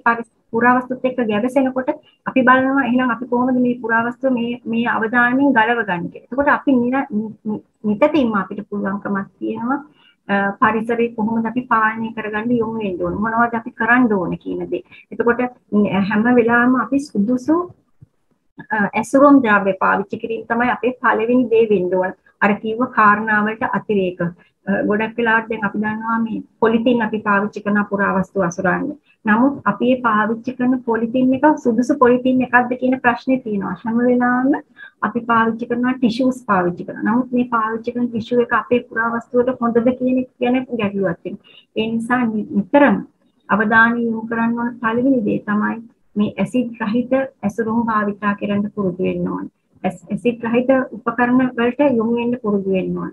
අපි කබඩ් එකක් ගත්තත් ඒ සුදුසු දැව වර්ගයෙන් පාවිච්චි කරන්න ඕන. ස්ටීල් කබඩ් එකක් නම් කොයි විදිහේ එකක් වෙන්න ඕනද? ඒ කියන කරුණු කාරණා ගැන අවධානය යොමු වෙන්න ඕන. ඒ වගේම අපි නිරන්තරයෙන් උදේ සවස බිල්ඩින් එකක් තුල තියෙනවා නම් එහෙම නැත්නම් අපි පාවිච්චි තියෙන මේ ඩිස්ප්ලේ ඒරියා එකේ තියෙනවා අනිවාර්යයෙන්ම අපි පාවිච්චි කරන්න ඕන අපි ළඟ පුංචි ඩිවයිස් එකක් හැම කෞතුකාගාරයකටම හෝ වේවා නැත්නම් ගබඩාවකට හෝ වේවා පුංචි ඩිවයිස් එකක් තියෙන්න ඕන උෂ්ණත්වය පරීක්ෂා කරන්න. ඒ වගේම තෙතමනි සාපේක්ෂ ආර්ද්‍රතාවය පරීක්ෂා කරන්න. අන්න ඒ දේවල් වලින් අපිට බොහෝ දුරට පුළුවන් වෙනවා අර මම කිව්ව පාරිසරික තත්ත්ව පාලනය කරගෙන මේ පුරාවස්තු සෑහෙන කාලයක් ඉදිරියට අරගෙන යන්න. ඒක ඉතාමත් වැදගත් වෙනවා. මොකද අපි කොච්චර සංරක්ෂණය කළා දුන්නත් වැඩපලක් වෙන්නේ නැහැ. අපේ අවසාන අරමුණ සාර්ථක වෙන්නේ නැත්නම් නිසි ගබඩාකරණයක් සිද්ධ වෙන්නේ නැත්නම්. ඒ නිසා නිසි ගබඩාකරණය කියන දේ ඉතාමත් වැදගත් වෙනවා. මොකද අපේ රටේ ඇත්තටම හරි ගබඩා පාසුකම් හරි අඩුයි. හරි අඩුයි කියන්නේ ගබඩා පාසුකම් කියලා නමුත් සුදුසු පරිසර තත්ත්ව ඒ තුල නැහැ. අපි අනිත් එක තමයි අපිට කිසිම අවබෝධයක් නැහැ පුරාවස්තුවක් තැන්පත් කරලා තියෙන ඩිස්ප්ලේ කේස් එකක් හරි කැබිනට් එකක් හරි ඇතුළත තියෙන පාරිසරික තත්ත්වය ගැන. එහෙම නැත්නම් අපි ඒකට කියනවා මයික්‍රෝ ක්ලයිමැටික් කන්ට්‍රෝලින් එක ගැන. ඒ කියන්නේ මේ තියෙන අභ්‍යන්තරයේ තියෙන මේ කබඩ් එකක් ඇතුලේ තියෙන පරිසර තත්ත්වය ගැන අපිට අවබෝධයක් නැහැ. අපි ඒ ගැන දැනුමක් නැහැ. ඒ නිසා තමයි ගොඩාක් වෙලාවට නිරන්තරයෙන් සමහර පුරාවස්තු වලට නිරන්තරයෙන් සංරක්ෂණය කරලා දුන්නත් කොරෝෂන් එන්නේ. ඉතින් ඒ වගේ තත්ත්ව එතෙන්දී අපි බලන්න ඕනේ ඇයි මේ විදිහට මේ පරිසරයේ තියෙන මේ ප්‍රශ්නේ මොකක්ද කියන දේ, ඇයි පුරාවස්තු වල මේ හානිය වෙලා තියෙන්නේ කියන දේ අඳුනා ගැනීමේ හැකියාවක් සංරක්ෂකයාට තියෙනවා. ඒ නිසා වැදගත් වෙනවා අර නිරන්තරයෙන් හැම වෙලාවෙම අර අපි කියන පෙරියොඩික ඒ කියන්නේ කාලානුරූපීව අපි නිරන්තරයෙන් මේ පුරාවස්තු වලට සිදු වෙලා තියෙන හානි එහෙම නැත්නම් පුරාවස්තුන් නිතරම කන්ඩිෂන් එක ගැන අධ්‍යයනය කිරීම සහ පරීක්ෂා කිරීම. ඒක රෙකෝඩින් තියා ගැනීම අතිශය වැදගත් වෙනවා. මොකද එහෙම කරොත් තමයි අපිට මේ පුරාවස්තු ටික තවත් පරම්පරාවකට අරගෙන යන්න පුළුවන්. නැත්නම් හැමතිස්සෙම අපිට වෙන්නේ නිරන්තරයෙන් සංරක්ෂණයට මේ පුරාවස්තු ගොදුරු වුණාම ගොදුරු කරපුවාම වෙන්නේ අපිට ඇත්තටම පුරාවස්තු වල ආයු කාලය තවත් අඩු වෙන එක. ඒ නිසා ආයු කාලයේ පුරාවස්තුවක වැඩි කරන්න තියෙන හොඳම දේ තමයි නියම පාරිසරික තත්ත්ව පාලනයක් ඇතුළේ නිසි ගබඩාකරණයක පුරාවස්තු ගබඩාගත කිරීම. ඒ වගේම තමයි කෞතුකාගාරයක නම් හරි ඩිස්ප්ලේ කේසස් ඒ කියන්නේ එක්සිබිෂන් ඒරියාස් වලට තියෙන සුදුසුම ආකාරයට පුරාවස්තු තැන්පත් කිරීම ඉතාමත් වැදගත් වෙනවා. හිතුව තැන්වල පුරාවස්තු තියන්නේ නැතුව ඊට ගැළපෙන ලෝහ පුරාවස්තුව නම් ඊට ගැළපෙන සාපේක්ෂ ආර්ද්‍රතාවය කොච්චරක් ඕන වෙනවද? උෂ්ණත්වය කොහොමද? ඊළඟට මේ ලෝහ පුරාවස්තු වලට ඒ ආකාරයෙන්ම ගල් භාණ්ඩයකට නම් කොහොමද ඒක බලපාන්නේ? එතකොට කාබනික ප්‍රතිපිලි වගේ දේවල් වලට කොහොමද බලපාන්නේ? ඊළඟට හම් වර්ග වලින් හදපු දේවල් තියෙනවා නම් ඒ වගේ දේවල් වලට කොහොමද බලපාන්නේ? දැව පුරාවස්තු වලට කොහොමද බලන්නේ? ඒ ආකාරයෙන් වෙන ආකාරයකට පැහැදිලි අවබෝධයක් තිබුණොත් අපිට මම හිතනවා ගොඩාක් දුරට අපිට මේ තියෙන ප්‍රශ්න ගැටලු අඩු කරගන්න පුළුවන් වෙනවා. මූලික වශයෙන් මේ කියන කාරණා ගැන අවබෝධයක් තිබුණොත්. ඉතින් මම හිතනවා මගේ දේශනය ප්‍රමාණවත් කියලා මේ සම්බන්ධ